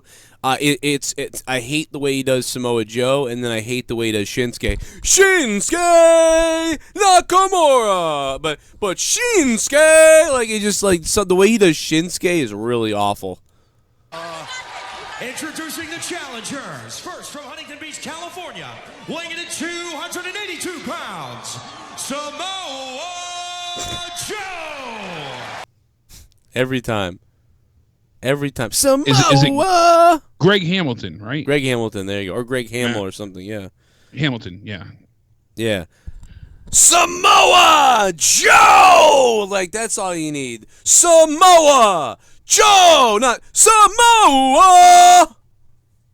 Awful. It's fucking awful. I'm sorry. Don't do that. Stop it. Vince can't like that. I know Vince. Listen, I don't even know Vince, but I know Vince.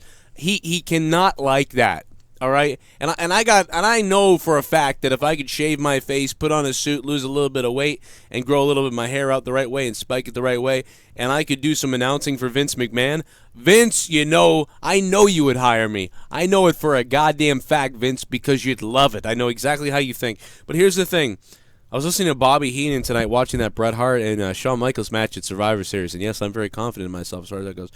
And Bobby Heenan is so fun, man, and so funny. The only thing that that sucks is I never really got to do heel commentary on the indies anywhere. I've only done heel commentary on my shows and the WWE things we do, the 2Ks. I just want to go out and do heel commentary for a company somewhere. That'd be so much fun. It's so fun. Dude, Heenan, when Heenan was like, well, Shawn Michaels might have waffled himself. And then Vince McMahon was like, well, he may have. That's a great point or whatever. And then Bobby Heenan was like, well, yeah, of course. What do you think? You think I'm an idiot or something? You sitting next to an idiot or something? And it was just, and then Vince didn't say anything, and it was just so fucking funny. I put it up on fucking Twitter earlier. In fact, I'm going to play the clip because it's so fucking funny to me. But it's just like the way he says that, and then Vince doesn't respond is says fucking, nothing. fucking hilarious. I saw you tweet it out, and I was laughing. Oh, here it is. He may have waffled himself doing it. He may have waffled himself doing it. You may be right. You may be right, Vince McMahon. Of course I'm right. What do you think you're sitting next to, some idiot? Of course I'm right. What do you think you're sitting next to, some idiot? And Vince says nothing. You may be right. Of course I'm right. What do you think you're sitting next to, some idiot? It's the fucking way he starts to say it, then can't say it, but then says it. That shit is hilariously fucking funny. Bobby Heenan is a goddamn genius. And it was, unfortunately. Fucking bullshit. Give the guy fucking throat cancer. What the hell? Couldn't give him leg cancer or dick cancer or any other cancer. You fucking took his weapon, his whole thing. It's so messed up when you think about it. It's actually fucking sick. It's weird. Super chat. Just saying thanks for the Simon impression. Clapping hands, clapping hands, clapping hands. You're welcome, man. What's Simon? Zach Beckett. Thank you, Zach. The what culture? Because he does the why? I'll tell you, and he slaps it. Yeah. Yeah. Hey, Simon, kiss my ass. Shit. Smoke weed every day. Give it to me, Joe, you know what I want. For you to smoke this fat blunt with me, Falling Leaf, I feel that Bruce Pritchard's fat cunt has something to do with the pace of WWE programming lately, or maybe I'm too high already. Maybe. Give Raw Tonight Dave out of 10, Falling Leaf, petrol pump, birthday cake, dollar bills face. Moss Blaze, what the fuck? That was hilarious and strange at the same time. What did you say again? Let me go back real quick. Give it to me, Joe. Yeah, I will. I feel that Bruce Pritchard, fat cunt, has something to do with it. Yeah, everybody's been saying that. But everybody said he had something to do with weeks ago. Then they had that shitty episode, and then they were like, well, was that Bruce Pritchard? We don't know. We're not sure, but most likely, had that feel. Most likely he had one or two little things that maybe he got in there. But other than that, we don't know. I'm going to try to do my best to try to find out that information a little bit, and I will try to do that through reaching out to my friend Conrad over there. I doubt. Yeah, it'd be nice to have a little confirmation if possible. Conrad will not tell me probably because he can't turn his back on. He probably doesn't even know either. But what I will do is I will reach out to Conrad and I will try to see if I can get a hold of Bruce or somebody and try to figure that out. And I probably won't get anywhere, but I might. I've been places before I didn't expect to be. 404, what's up? 404, you're on the air. Joe. Yo. Joey. What's up, Joe and Jake? It's Black Russian, man. I haven't talked to you guys Oh in so my long. God. Oh my God, dude. What the fuck is It's up, me, bro? Man. How are you, man? It's great to hear from you. What's up, man? How you guys doing, man? Jake, how you doing, man? How you feeling, brother? I'm hanging in there. How the hell have you been? Long time no Good, talk. man. I'm hanging to the left right now. Let me stop. Joe, what's up, man? Same How you here. doing, Short man? shriveled, always to the left. I'm doing great, man. I'm doing great. I got in the new house. Got the new studio here. I've been on a little bit of a spiritual journey, man. I've been trying to get my mind together, man, out here on the West Coast. You know what I mean?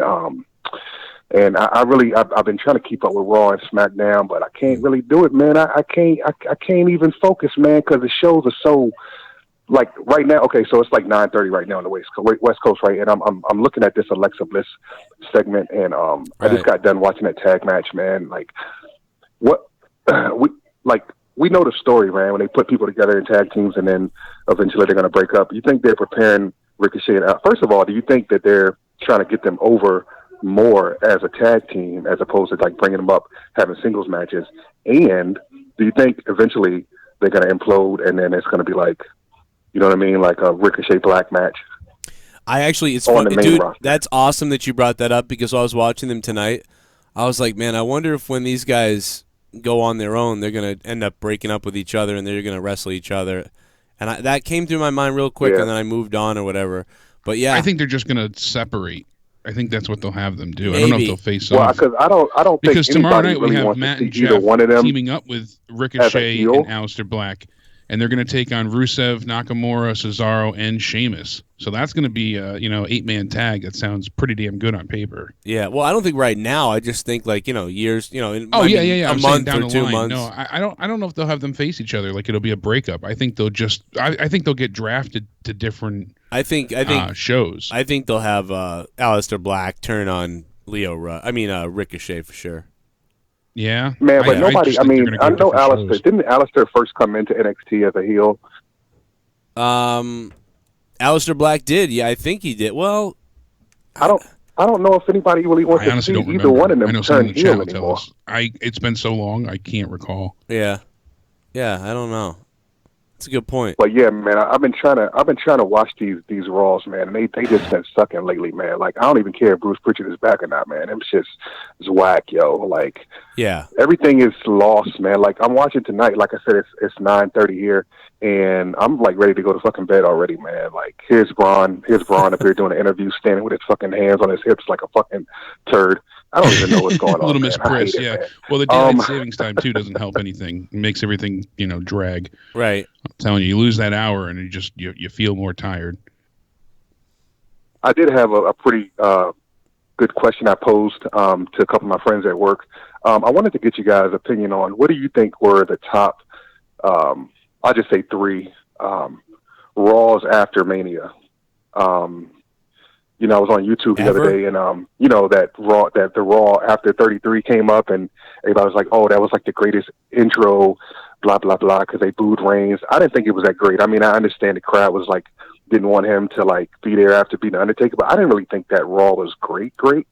What do you guys think are like the top 3 Raws after Mania? Yeah, like that would be like a moment, right? Like top, like biggest, like big moments after WrestleMania on Raw. Right, loudest like crowds. A whole like comprehensive Raw, like from top to bottom after Mania. I mean, I will tell you right now, one of those would be the night for certain. Would be the night that when X-Pac returned. The whole you look to your family, you look to your blood, you look to the clique. That night after WrestleMania 14 was huge. Right. That was one of my favorite, most memorable Raws, and that was when the New Age Outlaws joined DX and everything. That Raw, that really kicked a new season off and a vibe off that was cool. Steve Austin was the champion that night. Like that Raw was huge. I honestly can't. What about like in the modern era, like 06, 07 and on? Like not even that far back, maybe like 2011 and on. Didn't we get a cash in from somebody the night after Mania that was huge? Dolph Ziggler cash. Dolph Ziggler, that was Mania. That was a pretty decent one that on night. Del Rio, that was a huge pop. Oh my God, the place came unglued. Yeah, that was wild. And Aleister Black wasn't a heel. He was not. I didn't think so either. Oh, he didn't. He just kind of they didn't really announce what he was, though. That's the thing. He was always a tweener, so that kind of makes sense because he's that anti-hero. But yeah, a lot of people in the chat.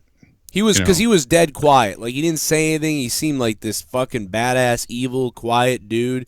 Yeah. And I don't know. He works with Ricochet. It's weird. They seem like opposites. He's more you know, yeah, the kicks and it the is brutality. purely an accident too, because Matt's right. You had said in the chat, Matt the Misfit, that they weren't supposed to continually work together, because when Ricochet was first on, he was with Finn Balor just by happenstance, right? But because Ciampa had his neck injury and they were injured, they kept them but as a not team, even that. so. Like, it wouldn't even matter. Even if Ciampa wasn't injured, I said it that night. You could see it. Like, Ciampa and Gargano were a miss. They didn't really connect with the crowd. Ricochet connected with the crowd. Aleister Black did okay. Yeah, but Ricochet connected with the crowd even more. It was like Ricochet he and Finn won. Balor together was magic, and it really hit. It was Ricochet like won. They're trying to play off of each other. Like, they're over enough on their own, but on NXT. But I think on the main roster, they need each other to try to like get to the get the casuals to like kind of pay attention. Like, oh, look at these guys like from NXT. You know what I mean? Because they don't even really make NXT like feel like part of the fucking roster anyway. It's like a fucking indie brand. You know what I mean? Like. Right. I don't know, man. I don't know. It's just everything is so convoluted and confusing right now. That's why I really can't get excited and like keep up with them, man. It's not like even as far back as like 2011, 12, man, when it was still 2 hours, man. This 3 hours. First of all, the 3 hours is too long, but I don't know, man. I just think like. You guys always talk about, like, there's no new stars. Vince thinks there's no new stars. He don't want to put any trust in anybody, but how are you going to make new stars if you don't give him a chance? I think Aleister Black should just go out on his own, maybe go to SmackDown, and then Ricochet probably can stay on Raw because he's, got the act, the high-flying act and all the oohs and ahs. But I don't know, man. It's just something I was thinking about watching tonight. Like, it just looked weird. They look weird together as a tag team. They're great together, and they're cohesive, but they just don't. I don't know, man. It's just fucking dumb. Yeah, I don't know. I don't know why. Like, I guess I don't feel that way. Like, it's bizarre because I would say the same thing. Like, this doesn't make any sense.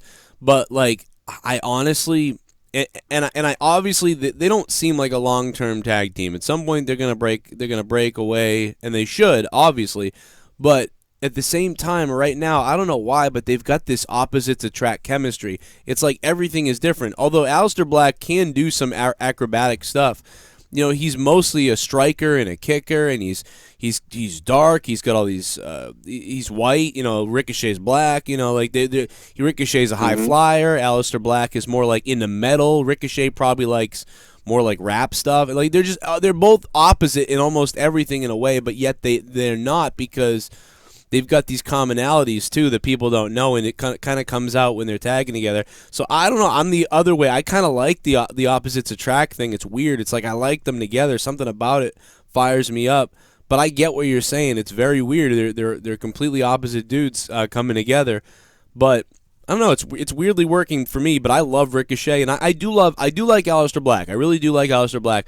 But I gotta tell you, man, I just love Ricochet. I love the way he sells. Like, he doesn't just. It's kind of like how he fell off a ladder at an NXT Takeover, man. And when he went out of the ring, like Shawn Michaels, dude. This guy was selling like he was a dead body. And that's what when I was like really like, wow, this guy's awesome. Because a lot of guys do the flips and stuff, and they're stiff and they're weird. Like they're awesome, but they're so stiff that they don't have the that sort of agility and charisma in what they do. And a lot of times he does have that, and so that makes me way more interested in him than some other guy that can do all the flips everywhere. I respect that as well, man. But at the same time, I don't know. I like mat-based wrestling, man. That's why I like Black, man, because I don't know. I just like a wrestler's wrestler. You know what I mean? Not to take anything away from acrobatic and high flying and flips and stuff, but I don't know, man. I just like Black style. No, I get you because I can't stand some of that fucking New Japan stuff and some of the stuff with the Young Bucks and those guys. I watch it and I'm like, what the hell are they doing? Like, this is not wrestling. This is goofy. It's cool. It's entertainment. It's cool. But and then my last point, man, I'm gonna let you guys go because I know you guys are probably winding down now. Right. When is Ember Moon coming back? Not really that it makes a difference because she wasn't doing anything anyway. But I just feel like her legs got cut up from under her before she could even get started. You know what I mean? Like, in about 3 or 4 months, probably 4 months. Yeah, so she is missed. So she was one of my favorites, of course, like for a long time on the independent scene, and I know she has the talent for sure in ring, and I mean, I got a bit of heat for it on Twitter recently, but Asuka just, especially everything on the main roster. Can you recall a really outstanding Asuka match? Like, Royal Rumble with Becky. It was okay. On the main roster? Good, but I don't recall any amazing Asuka she didn't wrestle match. Sasha, did she? I don't think she wrestled. If she did wrestle Sasha, it was real quick, and I don't remember it. I don't really have any fond memories of her on the main roster. NXT, she had, much more impressive bouts, but even then it was never to the level that I thought she could hit. Same thing with Nakamura. Nakamura, comes from this varied history where he is just so well established and, the king of strong style and everything that he's able to do. His NXT debut with Sami Zayn was amazing. Absolutely amazing. And then you got a few good things from him, and then he got up on the main roster, and it just never clicked. It never, it progressed. I feel like we haven't really ever gotten that great match from Nakamura. He's had some really solid 7 performances, 7 out of 10, but him and AJ, you expected to blow your ass out at Mania, and it just never happened. This style does not suit WWE because they won't let you do the strike, bam, strike thing. And that only works when you're allowed to just kind of keep smashing each other, and they don't really do that in WWE. And so therefore you're really the way to have a good match in WWE is to have a good build-up, get the crowd reaction, and to start building a match like a traditional wrestling match. Go like WrestleMania 13 with Stone Cold and Bret Hart. That's the type of match that WWE has. That's their strong style. With Stone Cold eventually bleeding at the end, which they did against Vince's knowing. The way that match built up, you have a crowd that's exploding. You have the best match of a year. That you have a match that I'd rather watch that match than Kenny Omega versus whoever. And so when you try to bring that strong style into WWE, it doesn't work because it becomes neutered. So unless Shinsuke can become a character, which he has, I would say that Shinsuke is a character, but Shinsuke is, I don't know if he can put together a match like Stone Cold and Bret Hart, or Bret Hart and Shawn Michaels, or Bret Hart and anybody, or anybody, because Shinsuke isn't made for that. So what they did is take the Kinshasa, take the other thing, and, good luck. But in NXT, you have all a crowd behind him reacting to every strike and thing he did with Sami Zayn that night when they had that epic match. That match was great because the crowd is invested immediately. They're cheering for everything, and by the end, it's epic and it's crazy. Whereas the casuals and the crowd of the WWE main roster, they're not going to cheer for everything. So you've got to sort of suck them in somehow to get them to cheer. And strike does not get them invested. Strike, story, wrestling, psychology, emotion, this happens, change, surprise, keep going, the match is still happening, kick out, false finish. That now you start to suck in the casuals. But with, intimidation and just manpower and strength and brutality and strong style and these little catchphrases, the casual fans don't know what the fuck you're doing. And the only people that know what you're doing are the 30% of the hardcores. And because all the other fans are quiet, they're not feeling the energy. The wrestlers aren't feeling the energy. Shinsuke can't even do some of the stuff he wants to do because he's wrestling a main roster WWE style. And therefore you end up with not good. You end up with the crowd of the convoluted, watered down. Well, you end up with not. There was a principal in my old high school, and he would say it every time he spoke to everybody. He would tell everybody. He would always talk about, we want the kids to reach your maximum potential. Now, he was a scumbag, retard, idiot, but he would always talk about everybody needs to reach their maximum potential. And if I was in charge of the WWE, I would say we need to have the wrestlers and everybody reach their maximum potential. How do we give them their maximum potential? But instead it's assimilate into what we're doing, and it knocks people down a peg. It just does. in NXT, Shinsuke is kind of allowed to wrestle about the same as New Japan. Well, the crowd that's watching NXT has a huge max potential, and you're giving them what they want. Everything's hitting its max potential. The crowd is hitting its max potential. The crowd was a 9.5 out of 10 that night with Shinsuke and Sami Zayn. Sami Zayn was Fight Forever chants were next level, incredible. And both wrestlers are reaching. They're going towards their maximum potential. But on the main roster, no, we don't need that. We need you to go out there and do this and this and this. And the crowd never reaches their potential, and the match never reaches its potential. Shinsuke's not even allowed to do the things that could reach him to his max potential. So you're left with, well, the best you're going to be able to do is probably a 7 or 8, maybe. Go out there and see what happens. And then you get a 6. And that's, I know that was a weird sort of convoluted analogy of shit, but it's kind of what it is. Party. Drew should take out Seth, then replace him at WM35. That would be pretty wild, Zach Connor. You know, I do worry about that match. It has a I don't know if it will get booed like Roman did. I think people at WrestleMania will rally behind Seth a bit. You know, it won't be as bad as Roman, I don't think, versus Brock Lesnar. But no, Seth's going to have a commanding lead in audience approval. But it does feel like people have quieted on that. Like they're, you know what I mean? They're kind of like, yeah, they're still not 100%. Us in the Chicago area already knew Lashley was gonna win because they played a promo for next week in Chicago with Lashley having the belt. Oh God, they really do that. Buck, they've thank been doing this so much lately. What the fuck? Yeah, they gotta remember stop how this. they used to like advertise matches, and you'd be like, oh, champion Triple H taking on The Rock, and you'd be like, oh, see, they spoiled it, but it was just a placeholder, as we knew. Lately, it's not placeholders. They're legitimately, like I said, that show after Mania where we heard who's going to be facing who, and I was talking about it for weeks. I think they fucked up because they took it off the air like the week after. Yeah, the left hand doesn't know what the right hand's doing right now. Exactly. Simon Batista, lol, play that open one more time. Gold Leaf, thank you for the 420 Gold Leaf. I promise you this, we're going to get out of here in a few minutes, and I will put that as the outro. The outro tonight will be, I will replay that for you, of course. Gold Leaf wants to know, can you use PayPal for Patreon? Of course, yeah. Okay, you can pay with PayPal. Oh, yeah, I believe so. All right, yeah. He wasn't sure, so he's going to become a patron. He wanted to know if he can use PayPal to pay. We have hit the all-time high patrons of all time, guys, on Patreon. Hell yeah. So come on over. He was trying to use a Patreon. rechargeable card. It wasn't working, so he wanted to know if he could pay with PayPal.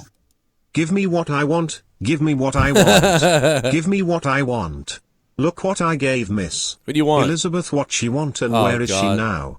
Too soon? I definitely believe in karma. Look at me now in this fucking wheelchair. Oh my but God. anyways, Raw was tonight. Lex Luger, thank you for that, man. I'm sorry about your wheelchair troubles, Lex. But yeah, man, if you enable people with drugs, eventually the wheelchair is coming for you. Sorry, Lex. The narcissist, no more. Those wheelchairs always giving you trouble. My God. Especially on your way back from the fridge. Jesus Christ, man. That poor Miss Elizabeth. Buck 75. Next week is a triple threat for the IC belt. Is it? Did they announce that and I missed that? It could be. I didn't catch that, but still, that'd be interesting. I guess so. Cool. I guess. You know what? There was an after promo that I was sent, and it was on Leo Rush's Twitter. You know, he puts those promos up himself when they don't air them on TV. Look pretty good. And somebody said, "Oh yeah, it looks like Leo Rush still won." I got to find it, but yeah, it was J18. He said, "Hey, Joe and Jake, Leo Rush might be winning." Joe, I noticed that during your promos as both Paul and Dave, you were perspiring quite profusely. I also would like to note that cocaine could cause the dehydration. Be sure to drink plenty of high-quality H2O. Oh my God. I liked Fastlane. And I liked Raw. Wow. I can't believe this Waterboy is back. It's been so long since I've seen Waterboy. Oh shit, that was Waterboy. We haven't seen him in a hot minute. Welcome back, Waterboy. Hey, Mohammed Sadiq Mohammed, what's up, man? Welcome to the channel. Thanks for subbing to the channel, man. Tomorrow night's going to be a pretty big SmackDown. We have R-Truth taking on Samoa Joe for the U.S. title. And then we have the 8-man tag, I was saying, the Hardy Boys with Ricochet and Aleister Black taking on the Super League. Batista, I'll tell you what I want, what I really, really want, Triple H. Then tell me what you want, what you really, really want, Batista. Oh, I want a no-holds-barred match at WrestleMania. Alabama. Thank you, Alabama. Tell me what you want, what you really, really want. I'll tell you what I want, what I really, really want. It's so true, though. Oh, God. It's so stupid, but it's so true. Shit bomb. Hey, Joe Jake, how's it going? I missed Raw tonight. This is probably a stupid question, but is there any highlights you guys would recommend me watch? Probably gonna check out Batista, but was there anything else worth watching? Foot of Jizz. Oh, I've already got your Batista highlight, and I'm going to play it here for a few minutes for you. Oxen. Thank you, Oxen, for the donation. Oxen, I salute you. Guys, Oxen get your donations. I monetize this. Yeah, Holy Oxen shit. was dropping hundies. I can't believe Drew. Oh, what a heartbreak, huh? Leah winning that title. I'm sorry, Drew. You got a lot screwed. of controversy there, huh, Joe? He pulled a WrestleMania 9. Super yeah. Gimme what I want, Joe. Gimme what I want. The Gimme. Goon.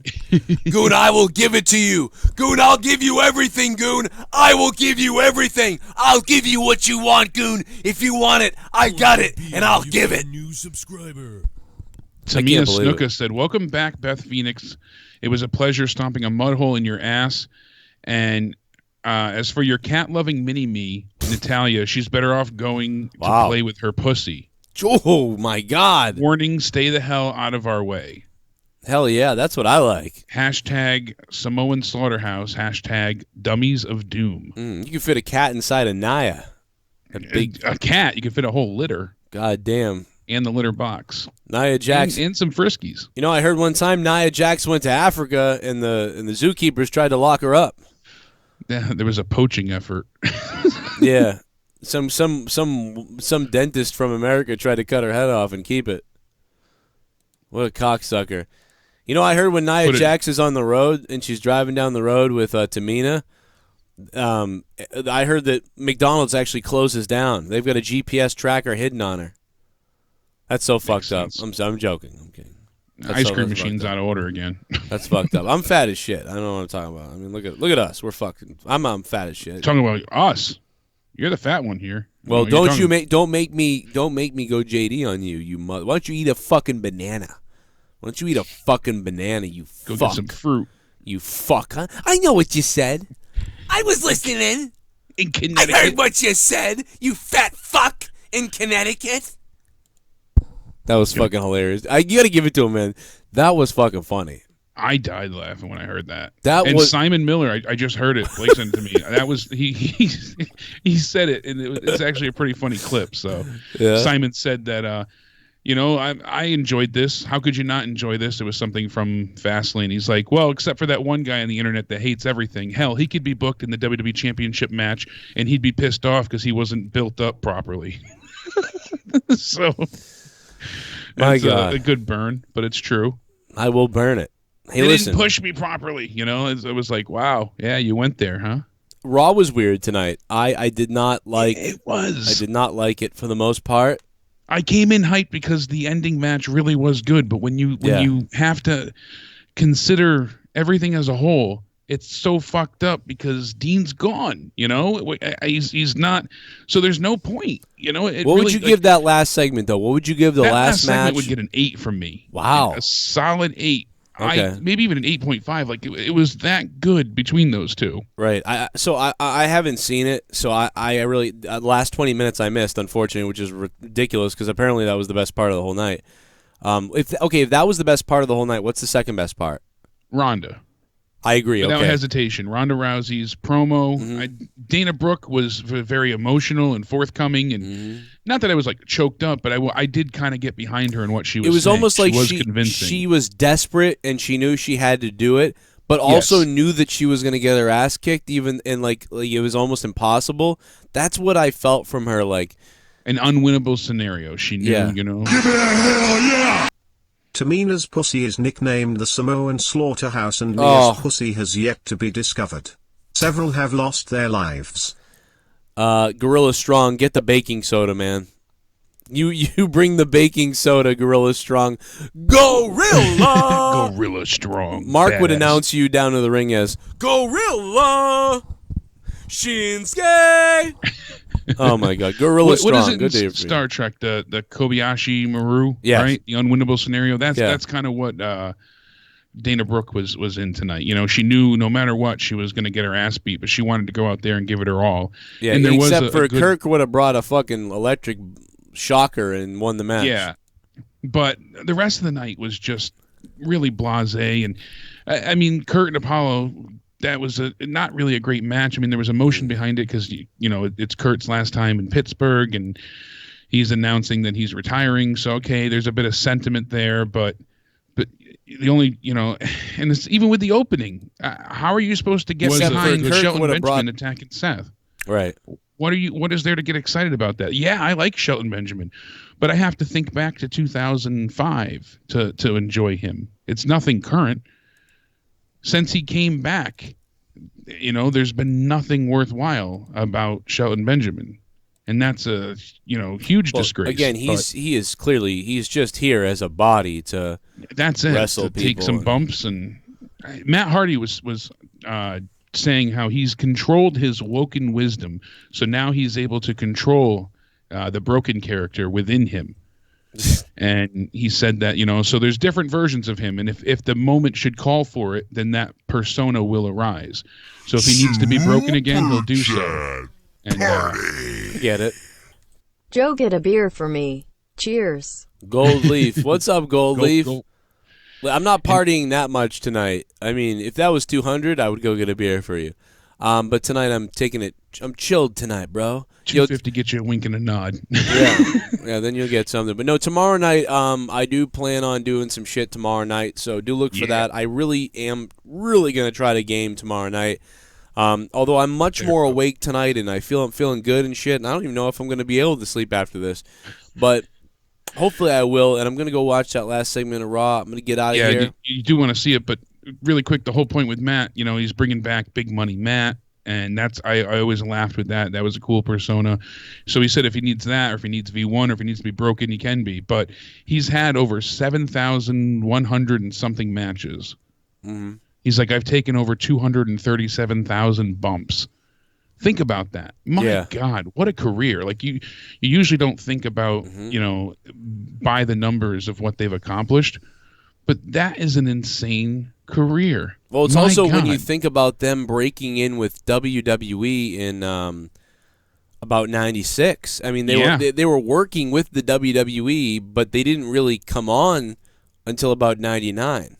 Exactly. So it's like, and then before that, they were wrestling on trampolines too. I mean, it's, you know, it's, It's but I often think back too. You've had several big name stars, and even younger, you know, talent too, that have had these very lengthy careers. Mm-hmm. And it's so unfortunate to think about a few select stars who had such an impact that didn't have the longevity that they should have, like Stone Cold. Yeah.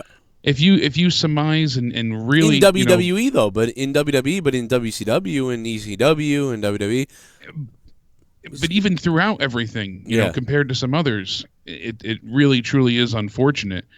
Yeah, like I would love to switch John Cena with Triple H. I mean, with Stone Cold's run, but imagine if Stone Cold was able to even give you another 5 solid years of wrestling, because for the last 3 years, even when he returned from injury, I mean, he wasn't the same. And then he was re-injured for a while, so he was just doing the behind-the-scenes, you know, heel shtick with the acoustic guitar and all the comedy segments.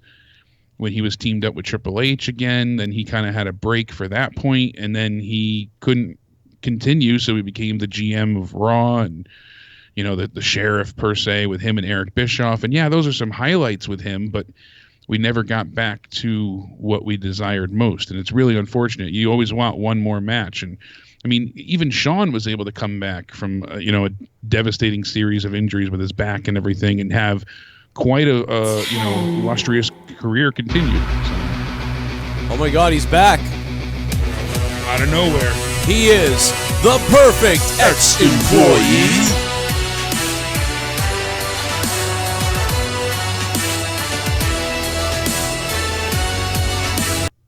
Roman Reigns shut the fuck up. Edge retired. Ric Flair farewell. X-Pac return. Paige winning the Diva Championship. Ziggler return. Goldberg debut. Brock returning. WWE HBK farewell. Ultimate Warrior last Raw. RVD returned. Cena and Rock made a match for Mania.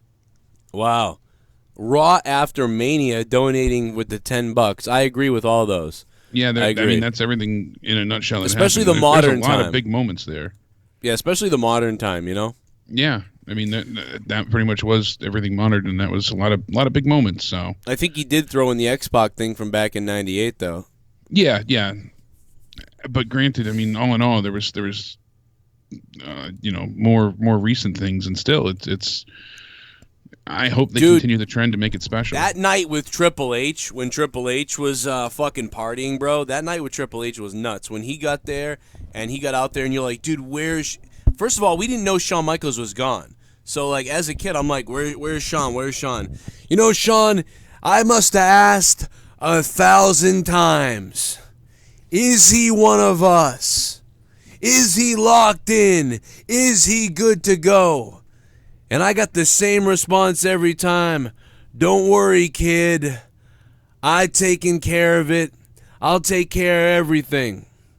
Well, Shawn, you dropped the ball.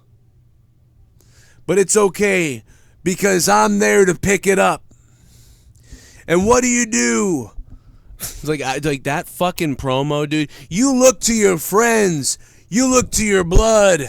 You look to the click. And fucking X-Pac coming out and then going into fucking, hey, Hulk Hogan, you better not stop short, or Eric Bischoff will go so far up your ass, he'll know what you had for breakfast. And we're here to rip ass on the World Wrestling Federation, and it starts tonight!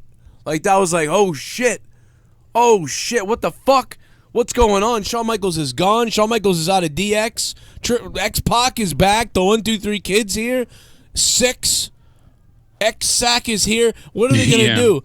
And then not only did they beat the shit out of Mankind at the end of the night, but then the fucking Outlaws are in DX. Like, that night was fucking nutty. Stone Cold Steve Austin was the champion. What does this mean for him? And DX kind of took a drop back to the mid-card. But yeah, they went back, and now they were focused more like IC belt. And the Nation of Domination stuff. Like, I mean... Yeah, him and The Rock started going head-to-head, and that was great. Holy shit, bro.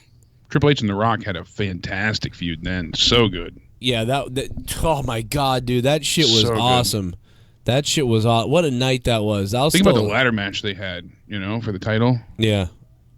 Talking about, Triple H, him and Batista, it's definitely a no-holds-barred match, but they're still considering doing the career-ending angle. Right. I mean, Batista said it. This is one more match for him. Yeah, he said he wants one more. They still are considering doing it for Triple H to put a retirement on the line. Then he said, give it to me. Yeah, I mean, he said his terms are no holds barred. And, so that's what's going to happen. He's gonna get what he wants, Joe. But I heard it earlier today, and I'm still hearing it. They're still uncertain about most of the WrestleMania card. They don't know Kurt's, retirement match. They don't know for sure with Roman Reigns. They don't know for sure with the NXT call-ups.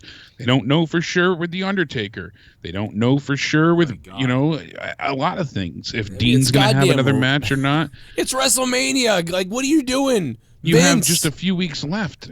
How do you not have things planned at this time? We're not sure if Samoa Joe is going to take on John Cena or not. Samoa Joe could even go ahead and lose the title tomorrow night. You never know, and I doubt it. It'll likely be a squash, like Drew said. But still, listen, but I apologize.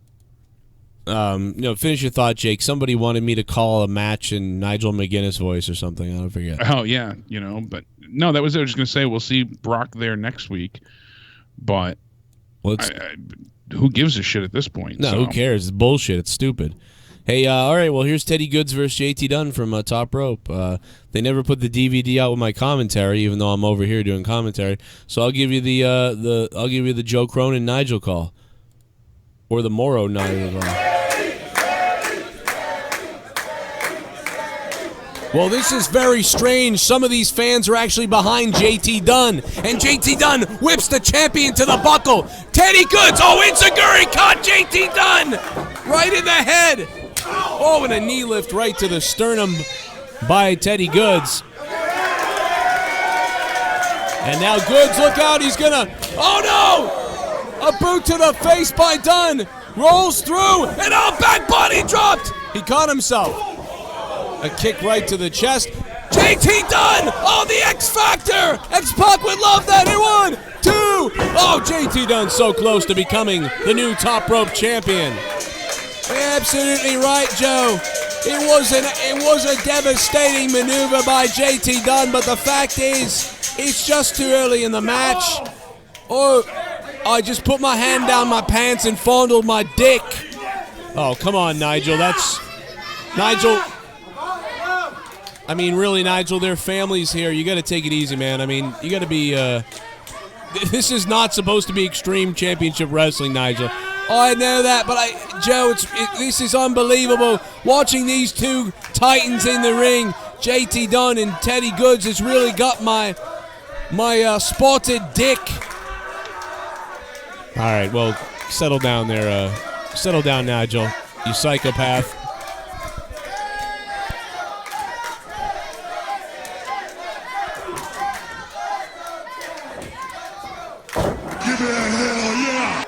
Give it to me, baby. Give it to me, baby. Give it to me, baby. And all the bitches say I'm pretty fly for a gook guy. Oh my God, no. Oh my God.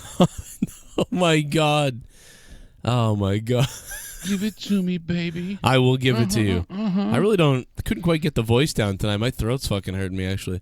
Listen, I gotta get the fuck out of here. I will play the promo for you guys that you wanted, and then I will see you tomorrow night for the SmackDown review. Jake, anything you wanted to say before we play the clip of Batista and Triple H again?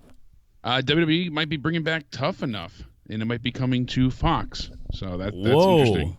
Hey, it's coming. Hey, I almost made it last time. WWE, you gonna call me this time? You gonna call me? Do it! Give it to me! Give it to me! There is nobody on the mic like Joe Cronin. So step up to the plate, WWE. Make some money. Make some money. I'll show you the money if you show me the paycheck, Vince. Look at me, Vince, with your old wrinkly head. Go put a big chain around yourself again and get on GQ Mag or Men's Health Fitness or whatever the hell. You can be fit, you can look fit, you can be old and fit all you want with that Jack LaLanne physique. You can do whatever you got to do, but the fact of the matter is up here is where it counts in the wrestling business, Vince, and I don't think you have it anymore, Vinnie Mac. I don't think you do, but I do. I do have it. I don't have the Jack LaLanne physique, but I got the brains to blow your mind. Yo, Gold Leaf, thank you for the $1 super chat. I appreciate that. I'm still on the WWE's YouTube channel. I bet you can go check it out and give it some love. 24,000, 28,000 views. Not enough, bro. Not enough, bro. Anyway, I'm out. Thanks for watching, guys. You guys have a good night. I appreciate the shit out of all you guys. And listen. We will see you tomorrow night for the SmackDown review. More to come. And now the hidden footage of Batista and Triple H. Yeah, stay sexy. Stay large.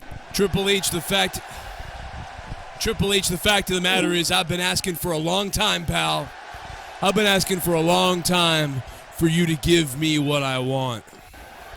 I left before because I didn't get what I wanted from you. I got it from Hollywood.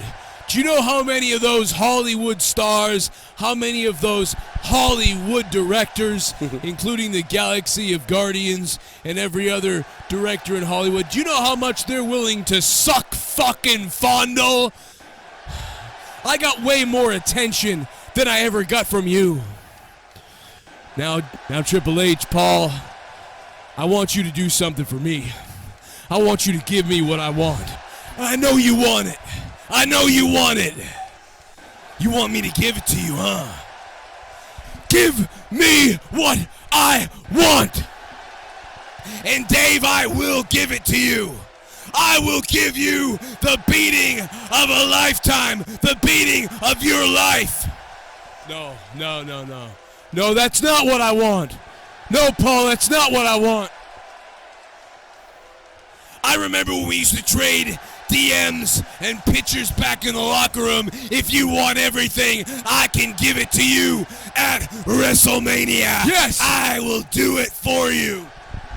Yes, that's what I want. That's what I want, Paul. I want you and me at WrestleMania. Be careful what you wish for, Dave.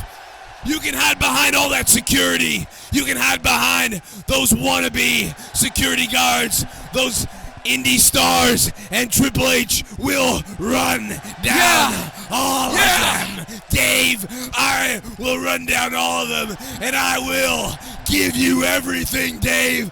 I will come all over you. Oh, yeah. If that's what you want, that's what you'll get. Oh, yeah. Oh, Triple H, give it to me. Give it to Big Dave. I'm going to give it to you, Dave. Give it to me. Give it to me. You want it? Yeah. Oh, yeah. I will do it. It's going to be Paul Levesque and Dave Batista in a comebath. I'm going to give you everything, Dave. I'm going to give it to you. Give it to me. Oh, give me it. Give me it all. Give me it all. Oh, yeah. Oh. Yeah. Yeah. Yeah. Yeah. Oh, yeah. Oh, give it to me. Give it to me. It'll be just like old times where we used to do cocaine in the bathroom. I put some down my pants before the show tonight. Yeah! Give it to me! Oh, you're gonna love it. You're gonna like it. And everybody here in Pittsburgh knows that you're gonna suck it. I smelled you come and I walk from miles. I will suck you off at WrestleMania. Paul. At WrestleMania, Batista, bomb in your ass.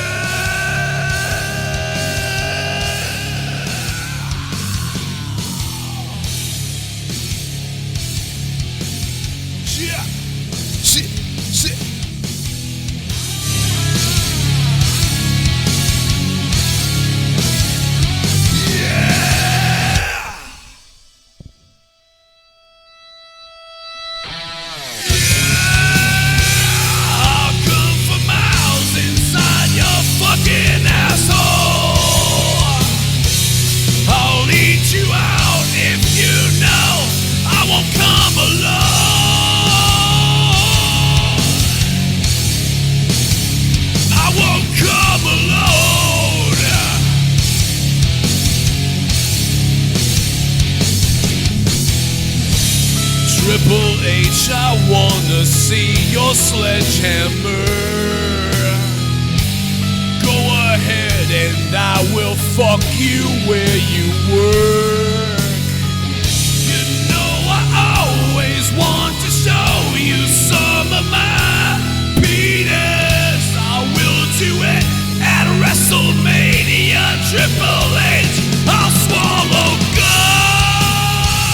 I'll swallow jizz to prove I am the man now. I'll swallow jizz and I will eat Triple H's ass.